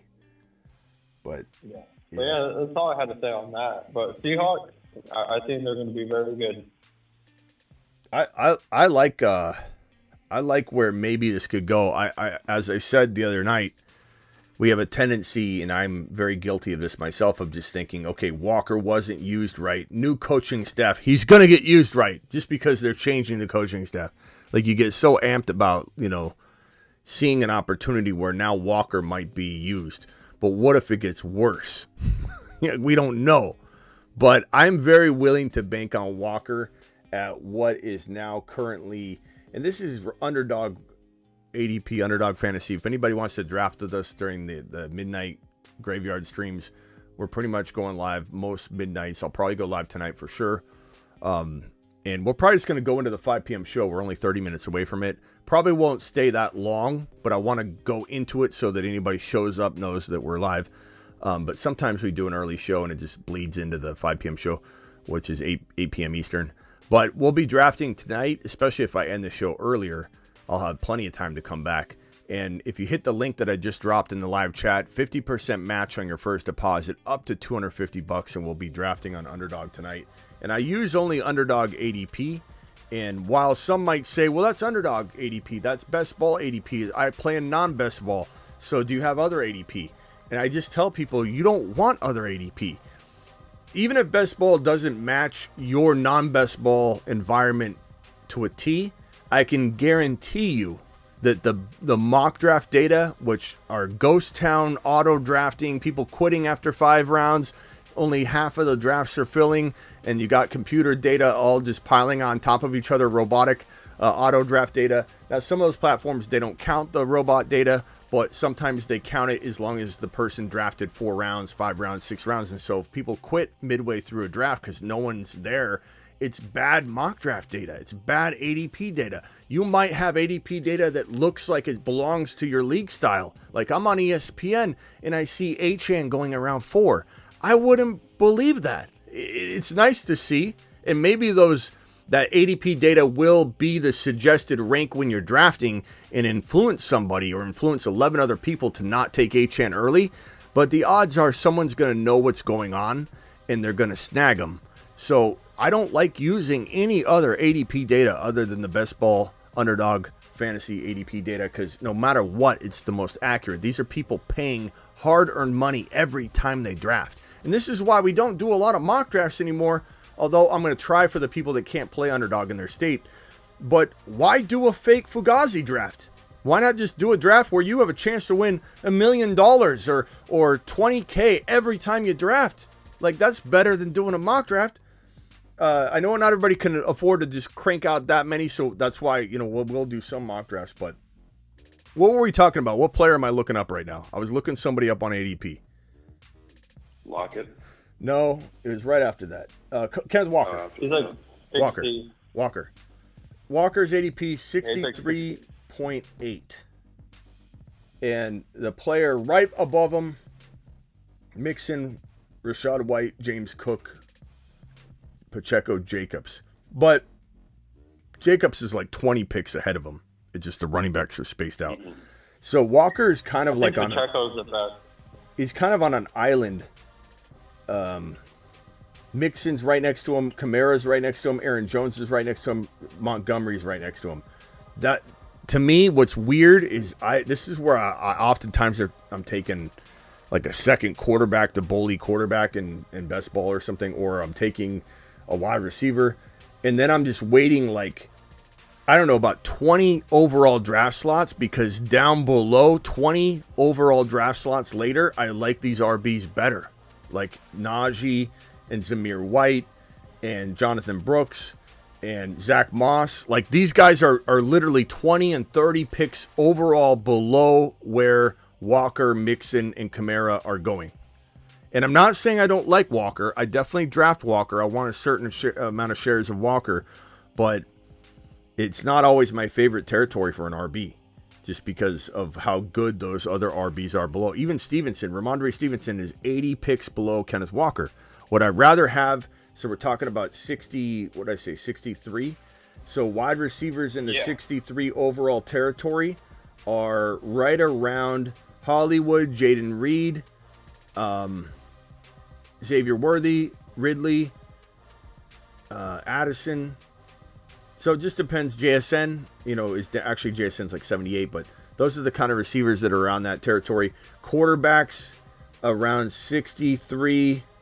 We're talking, good God, you could get Anthony Richardson, Joe Burrow, Kyler Murray, Jordan Love. Those are all fantastic picks. Maybe if you told me you could give me Najee and Anthony Richardson overtaking Walker, as much as I love Walker, guys, I'm taking Anthony Richardson and I'm getting myself Zamir White, or Anthony Richardson getting myself Jonathan Brooks. So it just kind of depends on what your team looks like when you're on the clock and Walker is staring you in the face. But 7 times out of 10, Walker's not the best pick on the board there. I hate to say that. I went into this trying to see if I liked his value. I was just being honest on the fly. What are you guys going for him, though, in that profile of that Aaron Jones, Alvin Kamara range? He is the only young running back in that range. Yeah, I like him. I like him. I'll take him in, let's say, 2 out of 10 drafts there, which is enough to say, hey, I got some shares of him 1 or 2 times in 10 out of 10. Sure. But I definitely feel like, AR5 is a smarter pick, and then go Zamir White later. But it doesn't mean you can't go Zamir White later. Let's say I went early Jalen Hurts already. That's when I'm taking Walker. So I'll take Walker there. If I've got Jalen Hurts or Mahomes or Josh Allen or whatever, Stroud, then I get to that point. I don't need an AR5. I get to that point and I went early wide receiver, and I'm not really looking for a wide receiver to force right there, then I could take Walker. That's probably where I would take Walker there. But I would cuff him to Charbonnet. And let me go over to Ryan from Denver after this. Ryan, you're live in 1 second. Charbonnet is going to, God, he's falling to 136. Running back number 42. You can cuff that as easy as can be. Easy one. All right, Ryan, what's up? You're live. Hey, sorry if it's a little bit noisy. I'm in an airport. Just a quick question. Would you send Kittle and a second-round draft pick, going to be 2026, for Travis Kelce? I do have Jake Ferguson as well. Win now, looking to go back-to-back.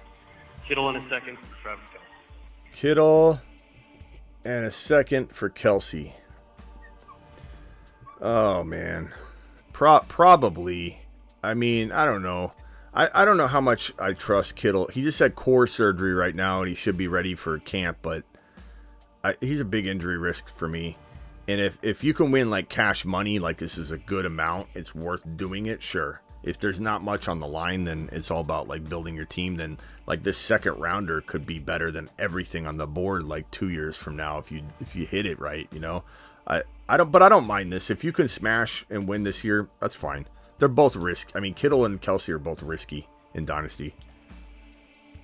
All right, quick follow-up, not as juicy, but would you send Bateman for Demario Douglas, straight up? I mean, my only lean towards sending Bateman is I can stash Demario on my tackle squad another year, pick up another. I suppose, there's word that Bateman looks great right now. Like, I don't even understand where that's coming from. It sounds like a fairy tale story. That's what makes me think we're in a simulation when I hear something like Bateman's been looking great. Bateman's still in the league. I guess I go DeMario, but I don't even know. I don't even know if he's the number 3. Will he be the number 3 in 2 years there? I don't know. It almost makes both of you worse. I'm going to say both of you need to just... all right, why don't you just both release them at the same time and go hit the waiver wire, both of you at the same time. I don't know. I appreciate it. All right. I'm about to catch this flight. Safe flight later, bro. Poor guy's getting on a plane. Now he's going to go cut him. I don't know. Do you like Demario Douglas still? Travis, you're a New England fan, or do you think that he's pretty decent, I guess? He's okay. I like him. To that deal, I was going to say, how much faith do you have that Bateman can be the number one guy there? You know, bottom line with that. 'Cause if not, I'll roll the dice on Demario Douglas. Yeah, I think I agree with that. I don't like Bateman can't stay healthy either. I don't know. I keep hearing he looks great. Great. There's a little like glimmer of hope because it looked like he might be something when they drafted him, but I don't know. With Zay Flowers there and Andrews there, and I'm not a huge fan of him, but Devontae Walker's there now too. It's like could get crowded fast. So 22. I take Bateman here and there, but not crazy. 22 months for B-men. Looks like Travis maintained his 19-month membership streak, even though you had it lapse. But maybe they give you like a grace period, or maybe it just adds on. I don't know. They must. I think they must give you a grace period because it was like I did it the next day, so it had only been like 36 hours or something. So. Okay, so Travis is back. He's about to get his Saturn Man emoji here. So is B-Man. B-Man's at 22 months.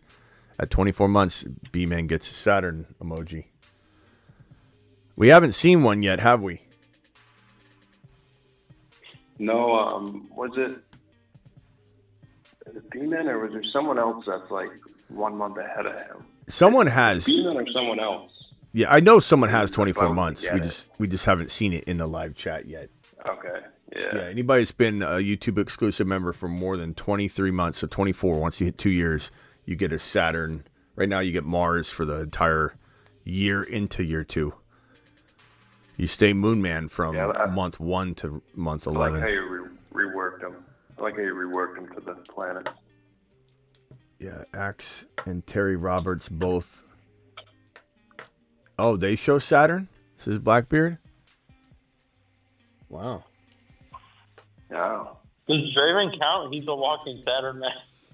No, Draven has a poop emoji next to his. He cleans his room. Waddle will be hurt by week 3, says Steven. We haven't seen Steven in here in a while. Oh, Where's it? Steven, this is Steven who calls in with the Steven, why haven't you called in a while either? Steven says Waddle will be hurt by week 3. Miami pissed away a bunch of money. Steven, we'd love to hear your take on this if you want to dial in real quickly into the show, pal. We haven't heard your Scuba Steve either for a while. Yeah, he hasn't called in a bit. He was going to entering the military or something? I forget. Oh, yeah. Something like that. But Steven, dial in. Yes. Scuba Steve, I used to hear him calling to the local Boston radio show all the time, too. Really? This is Scuba Steve. I'm not making fun of you, Steve. Yeah. If you're watching, I love you, pal. I love how he calls in. He's like just all over the place. Oh, he's Scuba Steve. Yeah.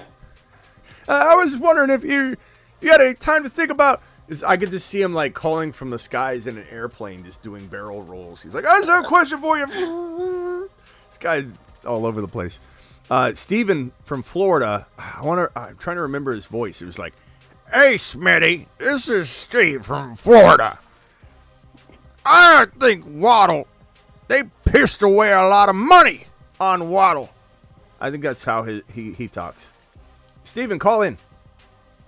Yeah, call in. Mr. TD says injury predictions are the best. Well, you know what, Mr. TD? We call them pretty good here on this channel. Have we fired on a few? Have we been early? Have I thought Derrick Henry was going to get hurt, for 2 years now? Yes, there are definitely going to be some misses. But on average, we're pretty damn accurate. Like, you're going to have some precautionary, you're overcautious about it, and it doesn't happen. But, I mean, damn, like Cooper Kupp, Eckler. I mean, last year, there was a ton of them that that were landed in the year prior. But there's always going to be. Yeah, Steven always had the boldest takes. Yeah, remember what did Steven say that one time when Steven called in and he was like something about taking somebody like a wide receiver in round 3 that was going in round like 10. He's like, you just got to do it. I don't know, Smitty. This is Steven. Smitty.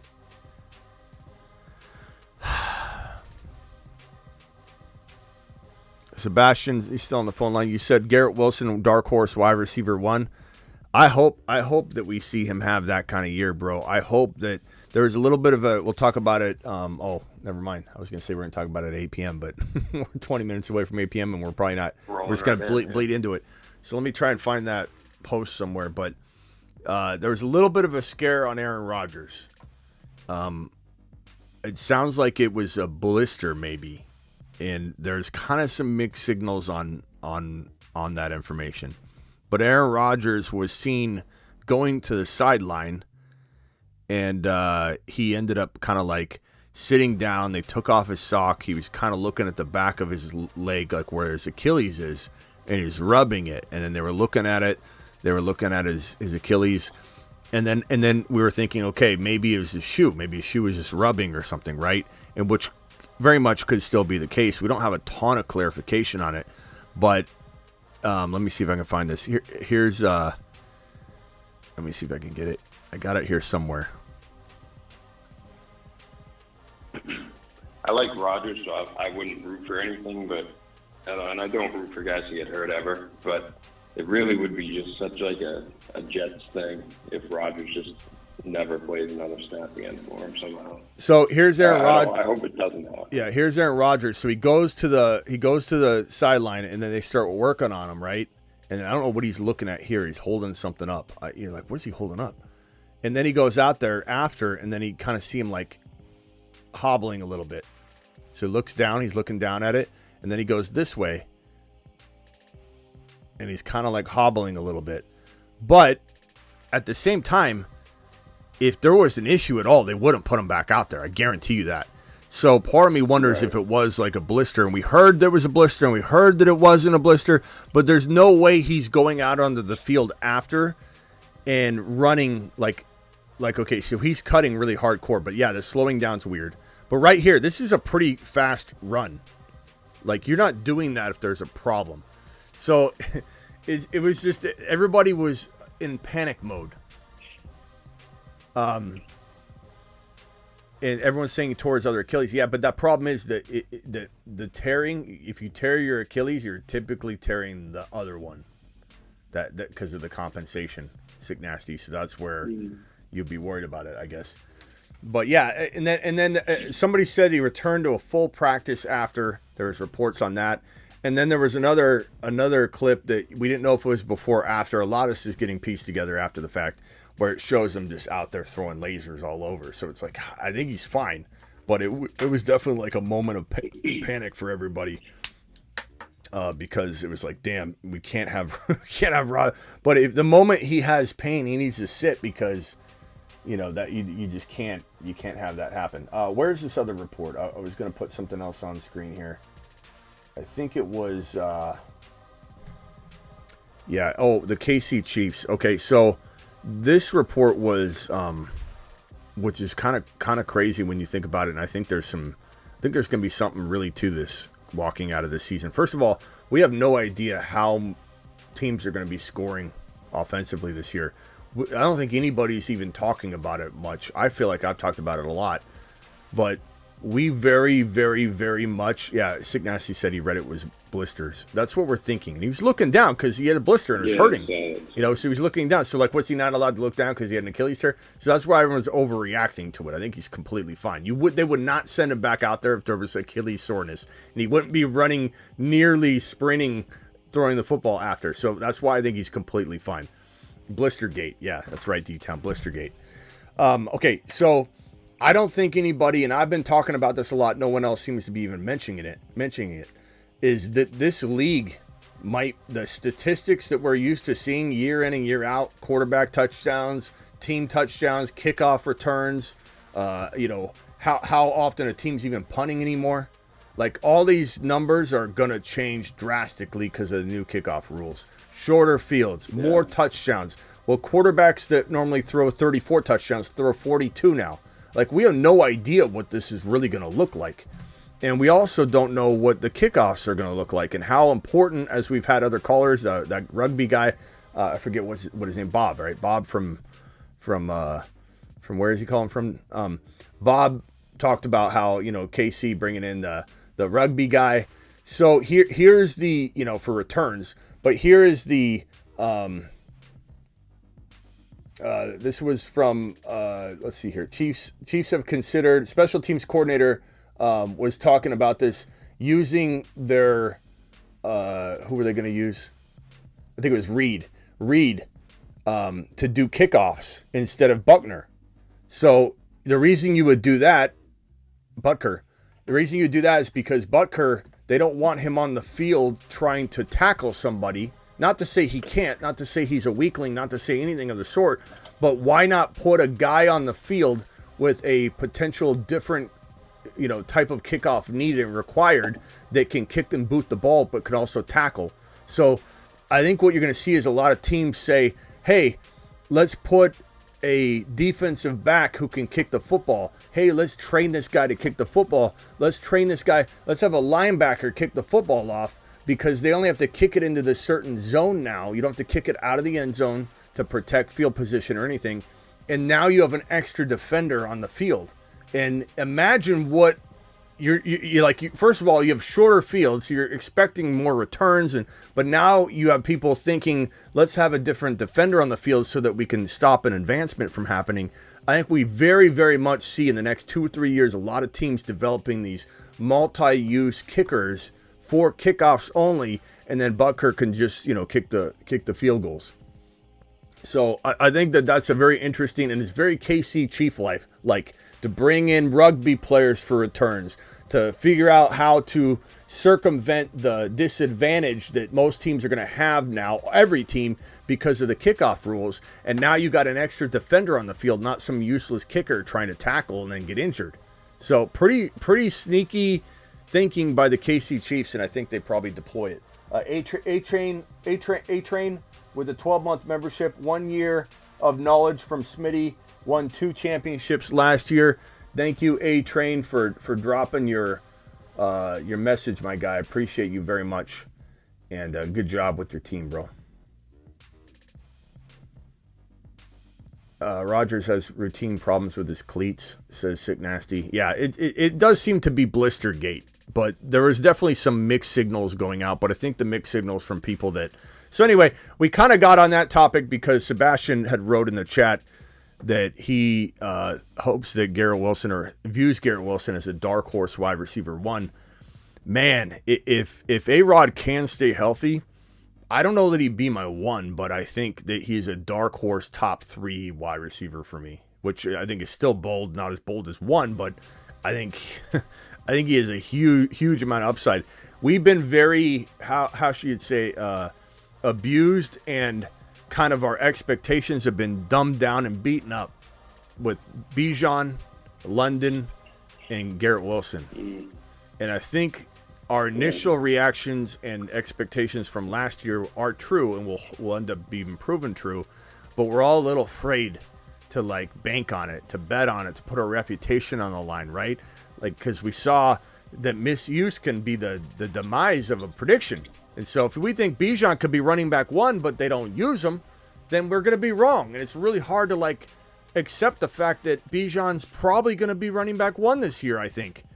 And then you look at a player like London, same thing. He not number 1, but London could be top 5 easily with the amount of force feeding they could throw his way. He's one of the best contested catch receivers in the National Football League statistically from last year. So imagine what he's going to do this year, and he has 2 very secure quarterbacks. He's protected more than any wide receiver in the league to get his volume no matter what happens injury-wise.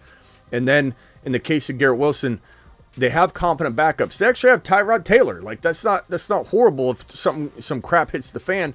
And then they've got this Jordan Travis guy who's pretty decent, prospect. So there's real good security in Garrett Wilson this year, more so than last year. And there's a shot Garrett Wilson has 14 touchdowns and 1,300 yards. 1,400 yards. I mean, it really is possible. I would say 1,300 to be safe and 12 touchdowns. But, like, he could have one of those 14, 15 touchdown seasons. No doubt about it. And 100-plus receptions. Easy. What did he have last year? What were his numbers? Let's see here. Garrett Wilson. Got it right here. It was so 10-42 and only 3 touchdowns. Oh my God. Yeah. Oh my God. Like, I thought I was going to at least see like 5 or 6.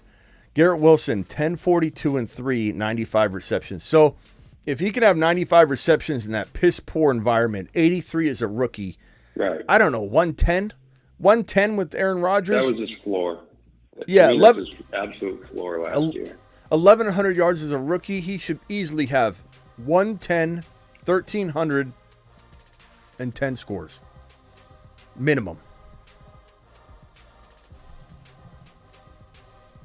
Yeah, they just couldn't move that ball passing it last year at all. And he still managed that. So Steven says lies. What are you talking about, Steven? What lies are we? Who spoke lies? Call in, Steven. Call in.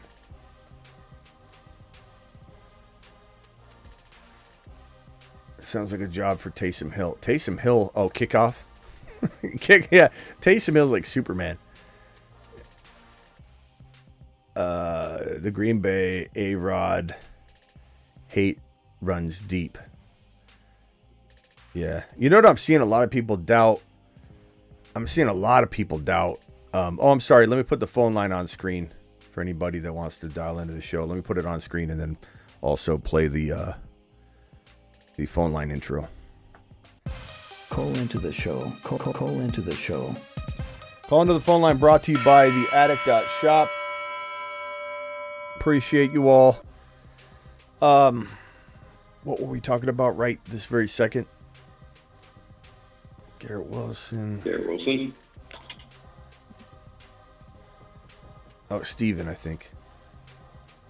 Something about Steven. Oh, you were saying lies? Yeah, and then I was saying something on that, but I forget. And then Taysom Hill, I don't know.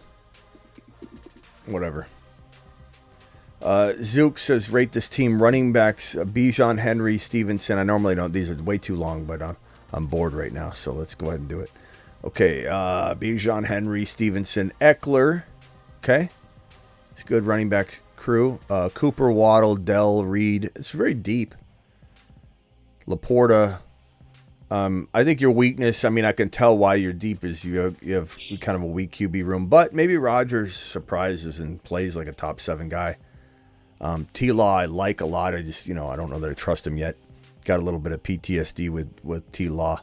But, I mean, I still like him a lot. I still think that, man, if Goff this late in his career can all of a sudden get on people's good list, if Kirk Cousins this late in Kirk Cousins' career can be a gem to a lot of people, like, we don't have patience for T-Law, who's had changing regimes constantly and, rotating wide receiver rooms. And, T-Law is still a really good potential type quarterback. I still like him a lot. I think teams would be crazy not to want to trade for him if for whatever reason he fell out of favor. He's way better than Baker, and a handful of guys that I think are getting a lot of hype that I think T-Law will definitely be better than those guys. T-Law's still got a lot of upside. But I don't know about like how I feel right now, but your team's good. It's a good squad. I don't mind it. I mean, Waddle and Cooper aren't my favorite wide receivers, but they're definitely not bad. D-Town, I was 15. What? I was gonna ask you with the rookie wide receivers, how you said how Coleman's kind of moved into that number 2 slot for you, just behind Marvin Harrison, obviously because of the landing spot opportunity. Aside from like Harrison, Coleman, Neighbors, Odunze, is Brian Thomas still the next one for you, or has anyone else jumped up in that sense? Like, I know you're like Pearsall. Like, is there someone who's like clearly? or is it just kind of a mismatch until we see how things play out a little bit? Let's zip on over to the fantasyfootballshow.com rankings. Let me take a gander and just kind of, I don't know, spitball some rookie stuff here. So, guys, code draft will get you 10% off of your thefantasyfootballshow.com rankings, bowl predictions, all that stuff. So hit that link in the description of the video and get your lifetime membership at thefantasyfootballshow.com. All right, looking at the rookie rankings, and I have super rookie rankings, I have rookie rankings, I have Dynasty, I have redraft, I have Superflex, Dynasty, Superflex, redraft, top 200. I guess another way I could put it is like with those, aside from the top three rookies and Cam Coleman, do any of the other rookies rival, any of these quote unquote super rookie? Is a super rookie the first and second year players? Right? Yeah.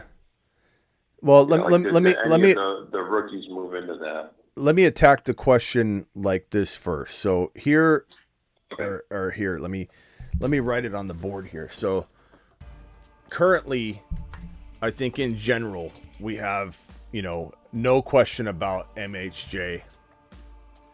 Let me see if I make sure I have everything on screen. Okay, so MHJ is everybody's number one.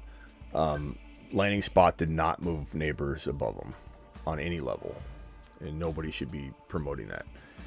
I think Odunze, I like Odunze a lot still, obviously, but his long-term value is pretty decent because Keenan Allen's older.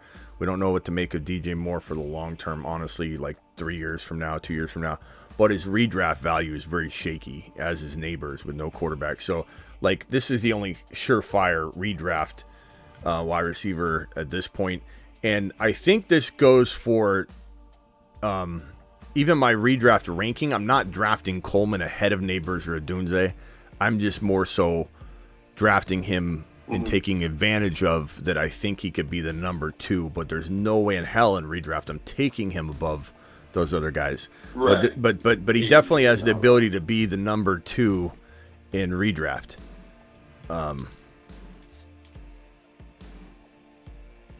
Okay, and then so number 4 is Coleman. Number 5, so the guys that compete, I mean, I like McConkey. He certainly could be in this conversation. Worthy is definitely in this conversation.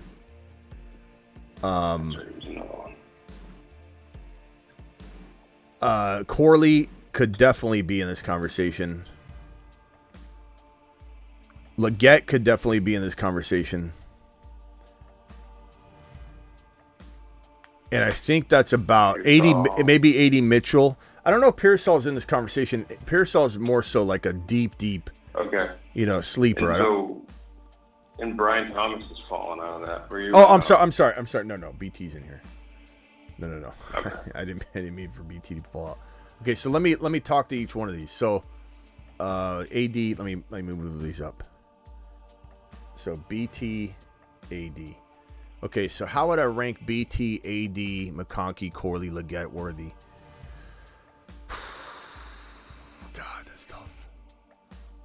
It's tough, yeah.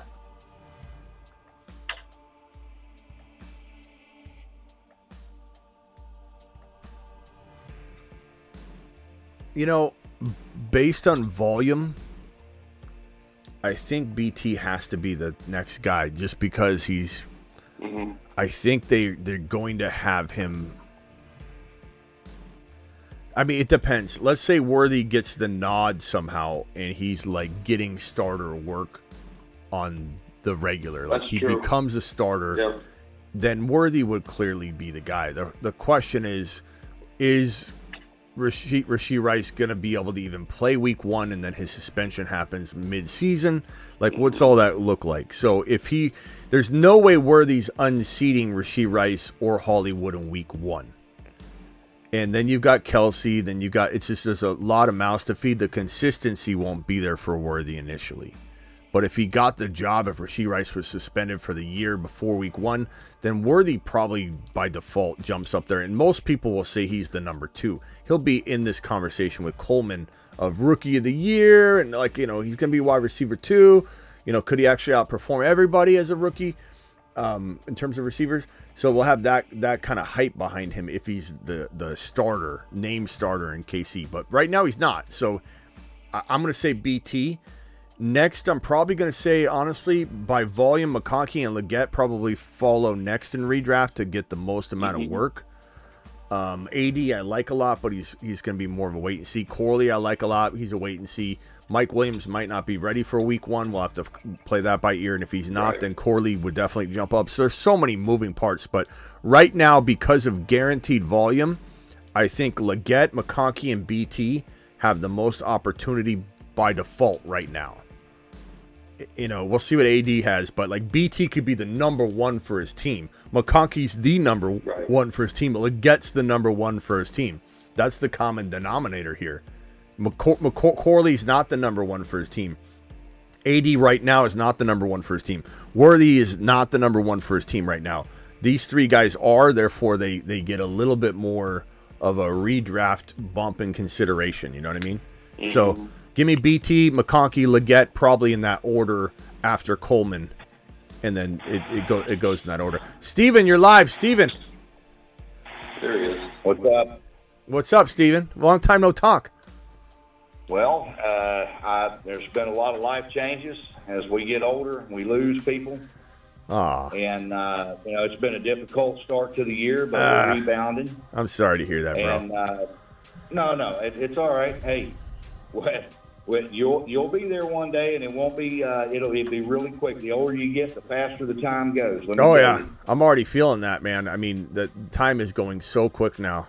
I remember when I was little, Christmas couldn't. Snowing. It'll be Christmas. It'll be Christmas in 2 months. Oh yeah, no, it already. I know you probably don't think that I'm feeling that. I already am. Like I feel like when you were younger, you couldn't wait a whole year for Christmas to come around. But the more, there's never been a more true statement than time will go faster as you get older. As soon as you start hitting like 40 years old, it just completely steamrolls. Like you close. You're young, out running around in the backyard, catching lightning bugs in a jar. The summers seem to last forever. Don't have a care in the world, and then then you're 48. And you're right in the damn middle of it, and everything. There's always something that's going on. It doesn't get easier; it gets worse. Yeah. Well, on a positive note, how's everything going? Other than that, talk to me about who's your. Are you a Dolphins fan? What is your team? I forget. It's Ravens. Ravens. That's right, Ravens. That's where I'm trying to remember. You haven't called in so long. I forget what we argue about. Ravens had a good year. Yeah, no, I still, the Kansas City game. I broke my television. I almost burnt the house down. It's a 7-point game in the second half, and we run the ball 4 times. There was no game plan. There was absolutely nothing that, I literally didn't understand. It was almost like the offensive coordinator just froze. And he just got scared or something. I have no idea. It's the most god-awful football game. In Kansas City, they won the game. You saw the game. It was just, anyway, I'm not going to go through it. I'm still upset. Yes, Derrick Henry, he's going to get some yards. But I just don't know. I still don't think we just have the winning sauce. I don't. Maybe our 2 tight ends will help us out a little bit. But I mean, if we get around the goal line, maybe. You can't be that turned off by the fact of having Derrick Henry there. Now you can run the ball. I mean, come on, this is the best you've ever had it at this point. We were first in the league in running the football until we played Kansas City, and Taylor Swift and all this other BS. Oh my God, it made me ill. She's running out on the field. Oh, Travis. I wanted to puke. Did you really break your TV? I did. You should have filmed it. I didn't like it anyway. It was it was a less than name brand TV, and it deserved it for that. To sit down and watch that garbage on one of the biggest stages, I was upset. Lamar throwing the ball down the sideline, He just doesn't have the touch for that. Over the middle, tight ends. It's a short game with him where he's really good, and we just need to lean into it. And we just didn't run the damn football. Well, Steven, you're about to have that change, okay? Because you got Derrick Henry, so you're gonna run the. I can promise you're gonna run the ball now. Is Bateman Is Bateman looking good? Is Bateman looking good? We hear he's looking good. Okay. So a question for you. Right. And on your screen, you've got MHJ signed there in the first round. So I'm assuming Marvin Harrison Jr.? Yes, Marvin Harrison Jr. Okay, so in a PPR league, you're taking him in the first round. Well, this is the rookie wide receiver rankings that you saw on the screen a minute ago. Sorry, I thought we were talking about season long. No, but you're not wrong in asking the question of where's Marvin Harrison Jr. going. He is 100% going in round 1. He's going at the bottom of round 1. He's going around this 11 to 12 bookend territory. Sometimes pick 10, 11, 12. So you're going to Okay, so all right. So let me ask you this hypothetically. Go ahead. So if Marvin Harrison and the rest of if Kyler Murray stays upright and Kyler Murray operates in that Arizona offense with him in there, what is the ceiling for Kyler Murray? Because the boy can spin it. If he stayed healthy for the entire year, he could be a top 5 QB. For sure. Well, one thing I think Kyler Murray doubters and haters and people that always make fun of how tall he is and all that, which I do too. But one thing people forget is that he has been a top 5 quarterback before. This is not a new territory for him. People are just quick to remember the bad, not quick to give him props, not very quick to recognize that he is capable of top 5 to 7 quarterback numbers. The only thing that holds me back from putting him on the regular in the top 5 is that the quarterback pool has increased in having monster studs in the top 5 than we've ever seen before. Like we have 6 or 7 top 5 quarterbacks now. I easily say top 5 and I can't fit them all in every time. That's kind of a running joke on the channel is I always have 6 top 5 guys. I have 6 top 5 running backs. I have 6 top 5 wide receivers. I have 6 top 5 quarterbacks. I have 6 top 5 tight ends. So it's gonna be hard for him to bump out Stroud. He's got AR5. JD5 might become that kind of guy right away too. Who knows? But Kyler is certainly in the 5 to 8 mix, no doubt about it. And you give him Marvin Harrison Jr. I don't want to hear anything about Anthony Richardson. And by the way, Ron Navy, if you're out there listening, you were right. I was wrong. I picked Anthony Richardson, and I'll tell you what, you said that Stroud was going to be a beast, and you were damn right. Now, Stroud was. AR5, though, got hurt. Let's not blame him too much. He was on his way to being. He wasn't really doing anything. What do you mean he wasn't doing anything? He's a top 5. He's a top 5 or 6 quarterback. Both of them were fire. Both of them were fire, but Anthony Richardson got hurt. I mean, you could blame that on he runs too much or whatever, but Stroud was awesome. So was AR5. If you're looking theory, let's say it's a 10-team league. It's just 10, not 12, 14, 16, 25, whatever these young kids do. A 10-team league. So if you get Stroud, where would you take him? And if you knew that you could get Nico Collins to pair him up later on, where would you draft those two, the quarterback and the wide receiver? Well, I love how you act. I love how you act like 10's the norm. I love how you act like 10 team is the norm, Steven. Not these weird 12 team leagues that they do out there. The kids, no one does a 10 team league anymore. But Steven, 10 team league. I mean, look, Nico's borderline top 25 overall, bro. I'm just not drafting Nico. In a 10-team league, he will go in round 3, almost guaranteed though, because he's barely going to climb into round 2 again after this new contract. He just got a big fat contract extension, so the hype is really high on him right now. Nico is probably going to push about 25 overall value going forward, And so in a 10-teamer, that puts him like, a handful of picks into round 3. So you'd have to spend third drafted player value on Nico, and I don't want that. I don't necessarily love that value. It's inflated. It's too high of a price to pay. Yeah, I don't like it. I'd rather buy Devontae Smith in a 10-man league. He might fall to round 5. Around 4 to 5. True. Or take a running back there and come back with somebody like Jackson Smith and Jigba or something. Yeah. There could be an injury, to Tyler Lockett or DK Metcalf, and then all of a sudden you have something, Yeah. I mean, it's a chance. It's a study of looking at it. I don't know. Hey, look, you're the professional. Thank you, I'm just Steven. going here to get comedic relief. Thank you, Steven. Well, we're glad to have you back, bro. Call in more often, okay? 10-4. All right, later. Travis, anything else? I don't think so. So do you think Aiyuk is still more likely to be traded than Higgins at this point, or? Man.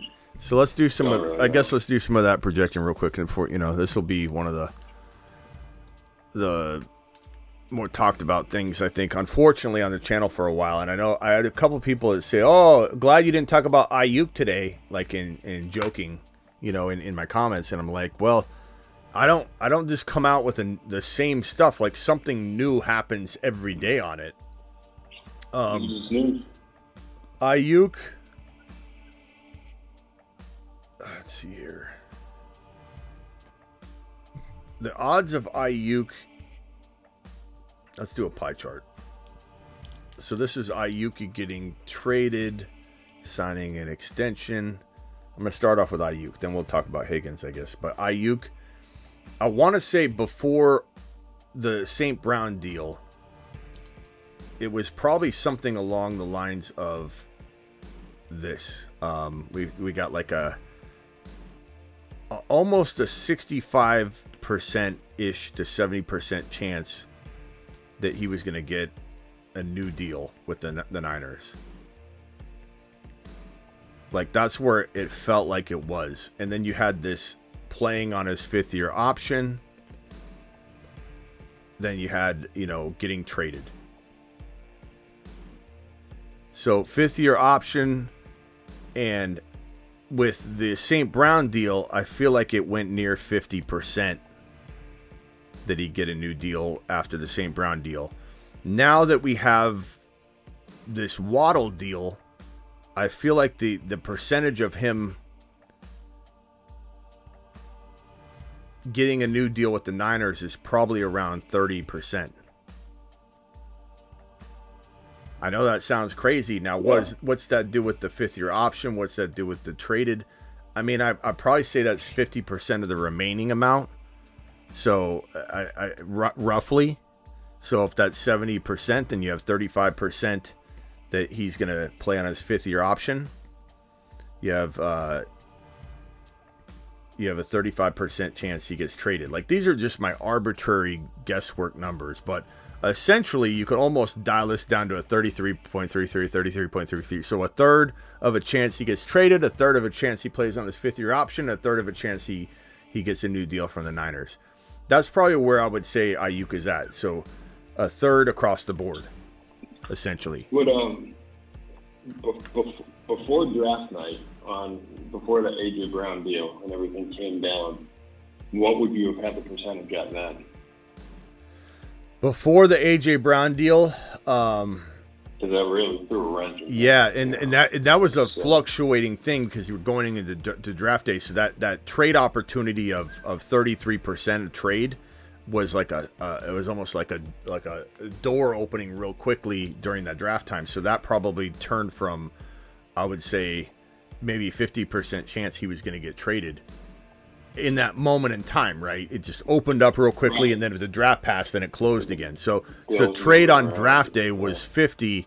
The moment the AJ Brown deal was announced, I think it went down to like a 15% chance he could have got traded because you're as a team, you're maybe even lower. It might have been like 5% chance that he got traded on draft day the moment the A.J. Brown deal was announced. Right. And that's why like they were.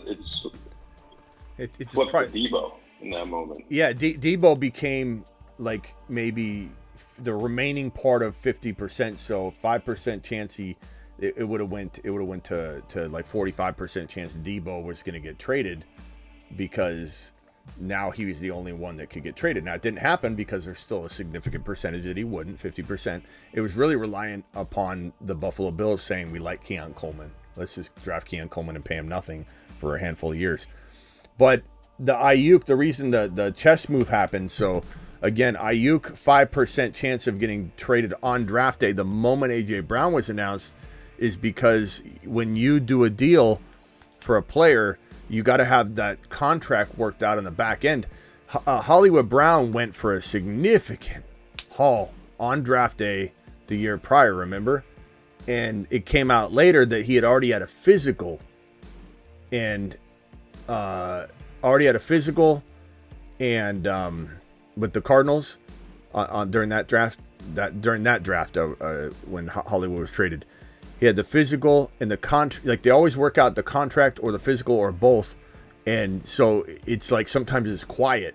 You know, it's kept very, very quiet. Nobody knew that Hollywood Brown had already passed the physical and it had gotten that far. But even if the physical wouldn't have been a part of this, because there's no way you would have known where he was going, the reason it was 5% is because that contract was no longer doable for a team on the fly.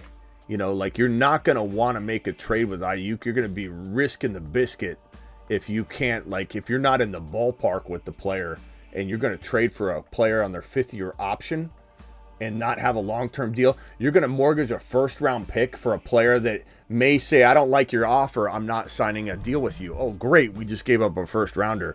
So the moment that A.J. Brown's contract came out, Aiyuk's deal was confusing. You didn't know what he was priced at. What does he think he's worth? He's not going to come down on anything anytime soon. He's going to play hardball. Him and the Aiyuk camp is going to play hardball with the new numbers.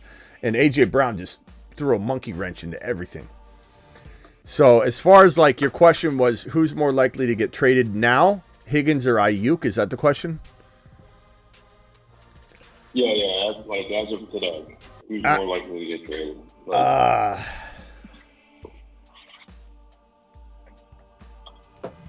Higgins or Aiyuk? I think we need to wait for June 1, because that's when money frees up for teams that can use it. But I don't know. I guess I would say Higgins is not out of the question, because the thing with Higgins is willing to, because he has not signed his franchise tag, he's willing to push this to the limit, meaning the Bengals are going to be presented with a trade offer like, hey, it's the Washington Commanders calling. We would like to bring Higgins in, and we hear he's not even showing up. Like, he's not even going to be prepared for the season. We can send you. I don't think they'd send Jahan Dotson or something like that. Aiyuk, you could maybe see that happening, but there could be some sort of wide receiver swap that the Bengals feel comfortable with. But I mean, at some point they're going to say we got to start planning without him, and if he's not a part of our future plans.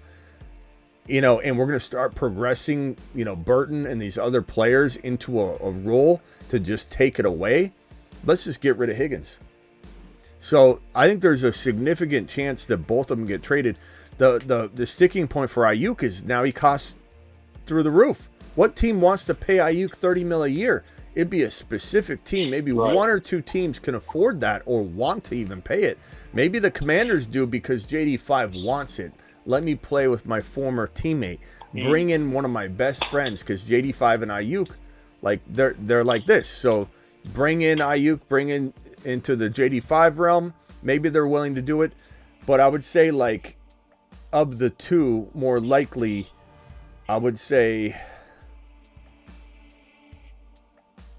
it's tough. I mean, I really don't know. That's why I asked it. I wasn't sure if you even had a good feel on it. I would say 60 like just between these two. So I'm dividing 100% up between the two players. Sure.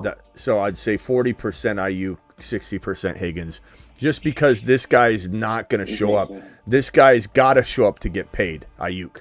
Higgins doesn't. He's not going to get penalized by not showing up because he hasn't signed his franchise tag. However, this is very rare. It hasn't been done in I don't know how long. I can't remember the last time. But Higgins, the Bengals could rescind their franchise tag offer. Oh, but would he be a free agent? No. Yeah. So that would be crazy because a team would scoop him up and it'd be great for Higgins essentially. Oh yeah. But they could do that, but I don't think they would. They'd probably want to trade him because he has trade value. He definitely has trade value.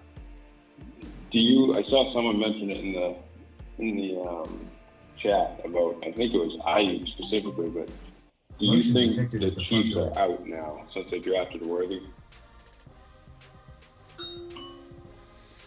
Someone is at the front door. Ziggy off. I think they're probably out. I think the Chiefs are probably out. Yeah. They're out on Higgins. I'm sorry, they're out on Aiyuk because they don't want to pay Aiyuk, nor can they pay really Aiyuk $30 million a year. Higgins. Right. I mean, maybe teams are out because Higgins is going to say, like, "Hey, Higgins, it's Washington calling. We'd like to get you in here to catch footballs from JD5. We got to work out a long-term deal though, because we're not gonna, obviously trade for a franchise tag player, and you give up a future first rounder or something crazy or 2 seconds or whatever. So what are we looking at? Let me hand you over to our finance guy. Hey, this is Bill. We were thinking of giving you $25 million a year, and this guy might say, I want St. Brown money, or I am going to play my franchise tag out, and then I'm going to get paid like a monster next year. So you do what you got to do, but you can trade for me. That's fine. But I'm not signing a deal that isn't $29+ million a year or whatever. Then you have no teams trading for him. So keep in mind that Aiyuk and Higgins they do have some leverage to play it out. Because like I said with Aiyuk, he's going to get a minimum, if he plays well, he's going to get a minimum of 28 to 29 to 30 million a year times the 4 years or whatever by waiting. And if he signs for 25, 26 now, he's locked into that. And yeah, he's got more security, but he's far better off versus folding, taking that chance, playing well, and then getting, let's say, 31 million. He could get the problem is once didn't 30 mil sound crazy? Remember when we heard JJ last year, middle of the year, maybe even October, November, we heard JJ was turning down $30 million a year. And we're like, oh my God. Now he's looking at 34, 35. Some say higher than that. So once Chase and JJ get 35+ million a year, 29 and 30 will not look that crazy. So Aiyuk is going to easily get 30 mil a year. It won't even be top 5 money anymore. Next year, 30 mil a year times 4 Motion detected at the front door. versus folding at 25. So Higgins, same thing. They're not dumb for playing it out. They're risking it a little bit because they could get hurt, but they're not dumb for playing it out. Giancarlo dropping a super chat. What's all the players? Okay, hold on. Bryson, I appreciate you dropping another super chat. Bryson, you still here? I know you're working, and I'm sorry if I didn't see this till right now. What's all the players we looking for this season? Man, Bryson wants everything, and it wants. These are very, very. I love you, pal. You've been dropping massive super chats. I think you're on probably like $35 on the day. So Bryson's the highest super chatter of the day with a 35 wad. Giancarlo dropping 2 back-to-back 10s. I'm going to get to those next. But Bryson, I mean, at the end of the day, bro, let me show you just the Moon Man, the Mars Man, the Saturn Man, the Revenge Tour. Let me go through the gauntlet of boards that you might be missing. But we show these often. So here's the Saturn Men. The Saturn Men. One small step for man, one giant leap for Saturn. Kyron, I got a $50 hauler from Ray G. I'm coming for you, Ray. JD5, Gibbs, Mahomes in the 5th or 4th. Spaceman. Hurts in the 4th is a smash. Bijan at 6-7 is a steal. Hall at 6-7-8 is a steal. Kyron in the 2nd round, breaching round 3 with Corum tied to him, a steal. Achan fell to 3.1 yesterday. So it's into the moon. Achan in the 3rd. Gibbs at 10, 11 is probably one of the biggest steals in fantasy, and we're talking about saying that about a first rounder. JD5 could be this year's AR5 right away. MHJ's worth the 12 overall pick that he's going to cost you. Your Marsman. He's on a shuttle to Mars. Mars man. Barkley playing for incentives. Derrick Henry playing for incentives. AR5. Dropping and spinning aimlessly in space. Bounce back season. McBride, tight end 2 or 3 this year. Jacobs, top 6 to 10 running back. Stroud to the moon. Benson to the moon. London to the moon. Already kind of accomplished, right? We put him over here because he already landed on the moon. Can't really even take advantage of the value anymore, but definitely been on this board when he was a 3rd rounder, and now he's climbed to the top of round 2. It's hard to say, oh, he's going to explode. We already know that, but we don't want to take him off. We want to almost claim victory to this London situation. And then your Moon Man. The Moon Man, dropping loads in outer space. Those are your breakouts, the guys you want. Midseason monsters. Corley, Bauer, Spears, Hollywood, Penix Jr., Grendo. Those are all deeper guys. Appreciate you dropping the super chats, Bryson to the moon. Those are some of the guys. And real quick too, just a couple days ago, you did 2 best sleeper RB duos and 5 breakout wide receivers. Those are 2 good videos too. Yeah, go check out. I mean, really, I know time might be of the essence, but I'm also on Spotify, and you'll pretty much find every episode the day after on Spotify. So you need to catch up.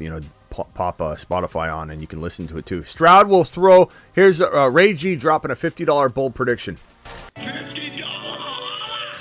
Give me $50. 5,050. Wow. Get by the brother, Smitty. Give me $50. Oh, yeah. So didn't Terry Roberts pick 4,500 yards and 47 touchdowns? So Ray Something like that, right? Ray G's trying to one-up Terry Roberts. We're going to have a situation on our hands. If Ray G goes over, I don't know that... hold on. If Ray G goes over, I don't know that he'll win, though, right? Because that means that Terry was closer. Right. So, but it's bold. So today's the 30th.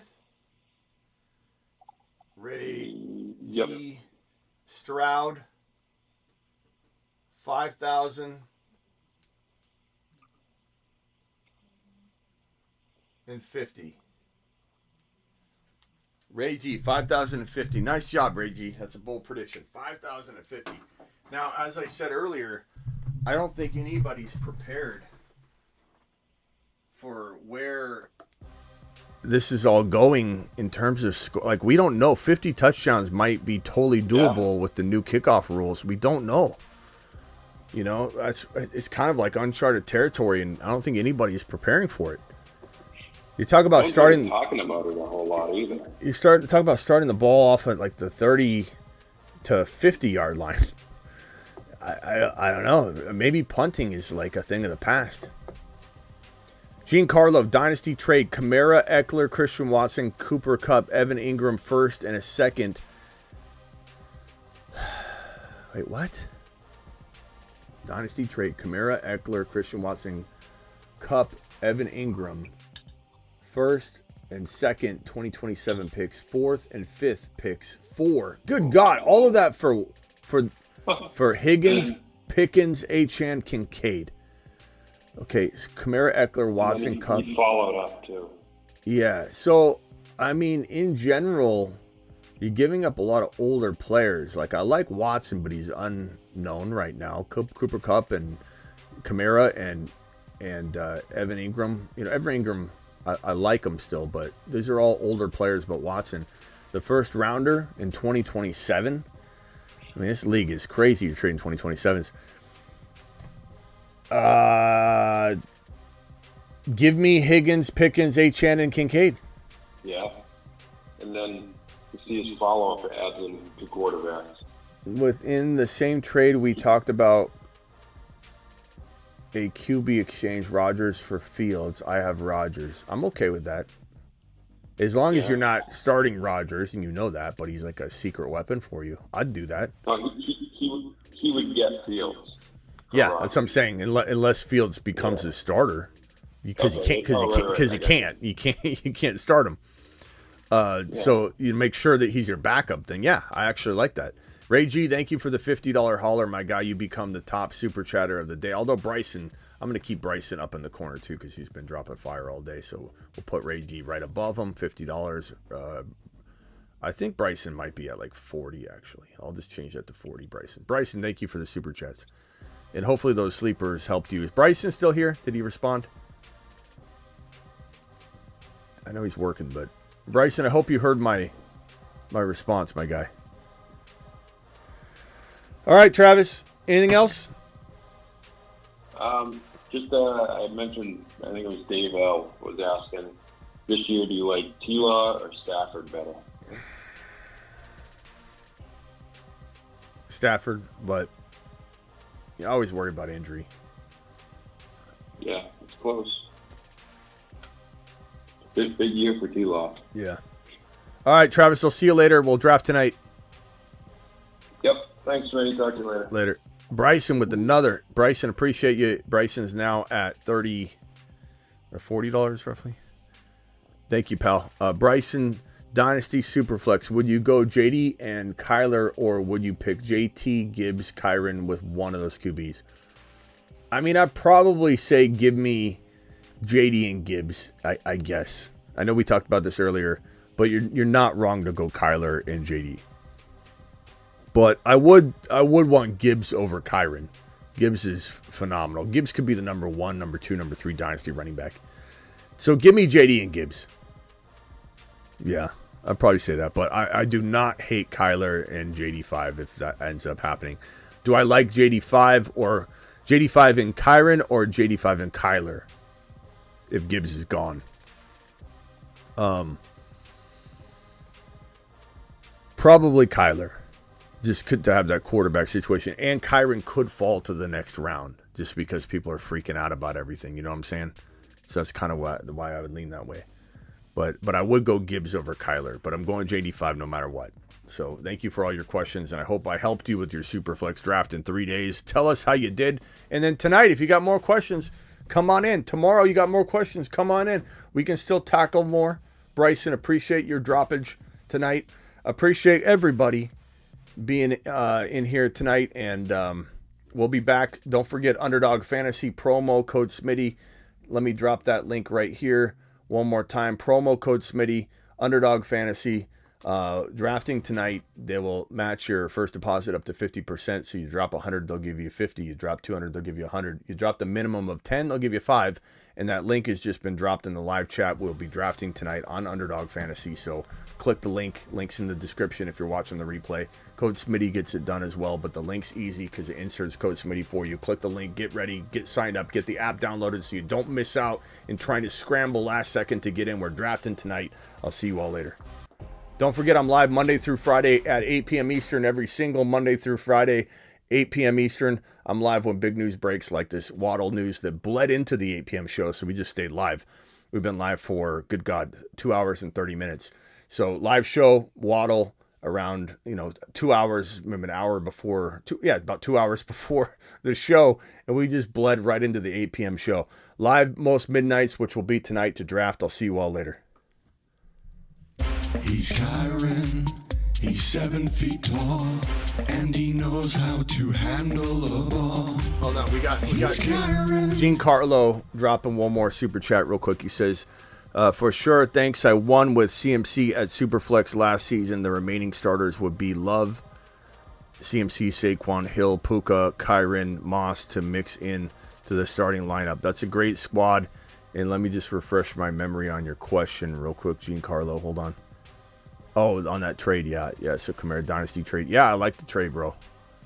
At the end of the day, you're getting a better lot of players for the long term, and you're not giving up all that crazy amount of stuff, bro. At the end of the day, like calendar year from now, most of what you gave up won't even be looking the same. So appreciate you.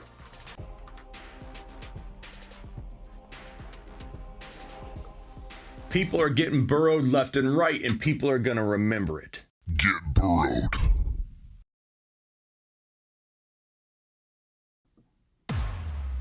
These are the 4 horsemen right here. This is your double-decker. The double-decker, pronounced double-decker in academic circles, is drafting wide receiver back-to-back in rounds 1 and 2. The tripod, likened to pyramids in ancient Egypt, consists of drafting one of Allen, Mahomes, or Hurts to go with one of these round 1 running backs and one of these running backs in round 2. The tripod.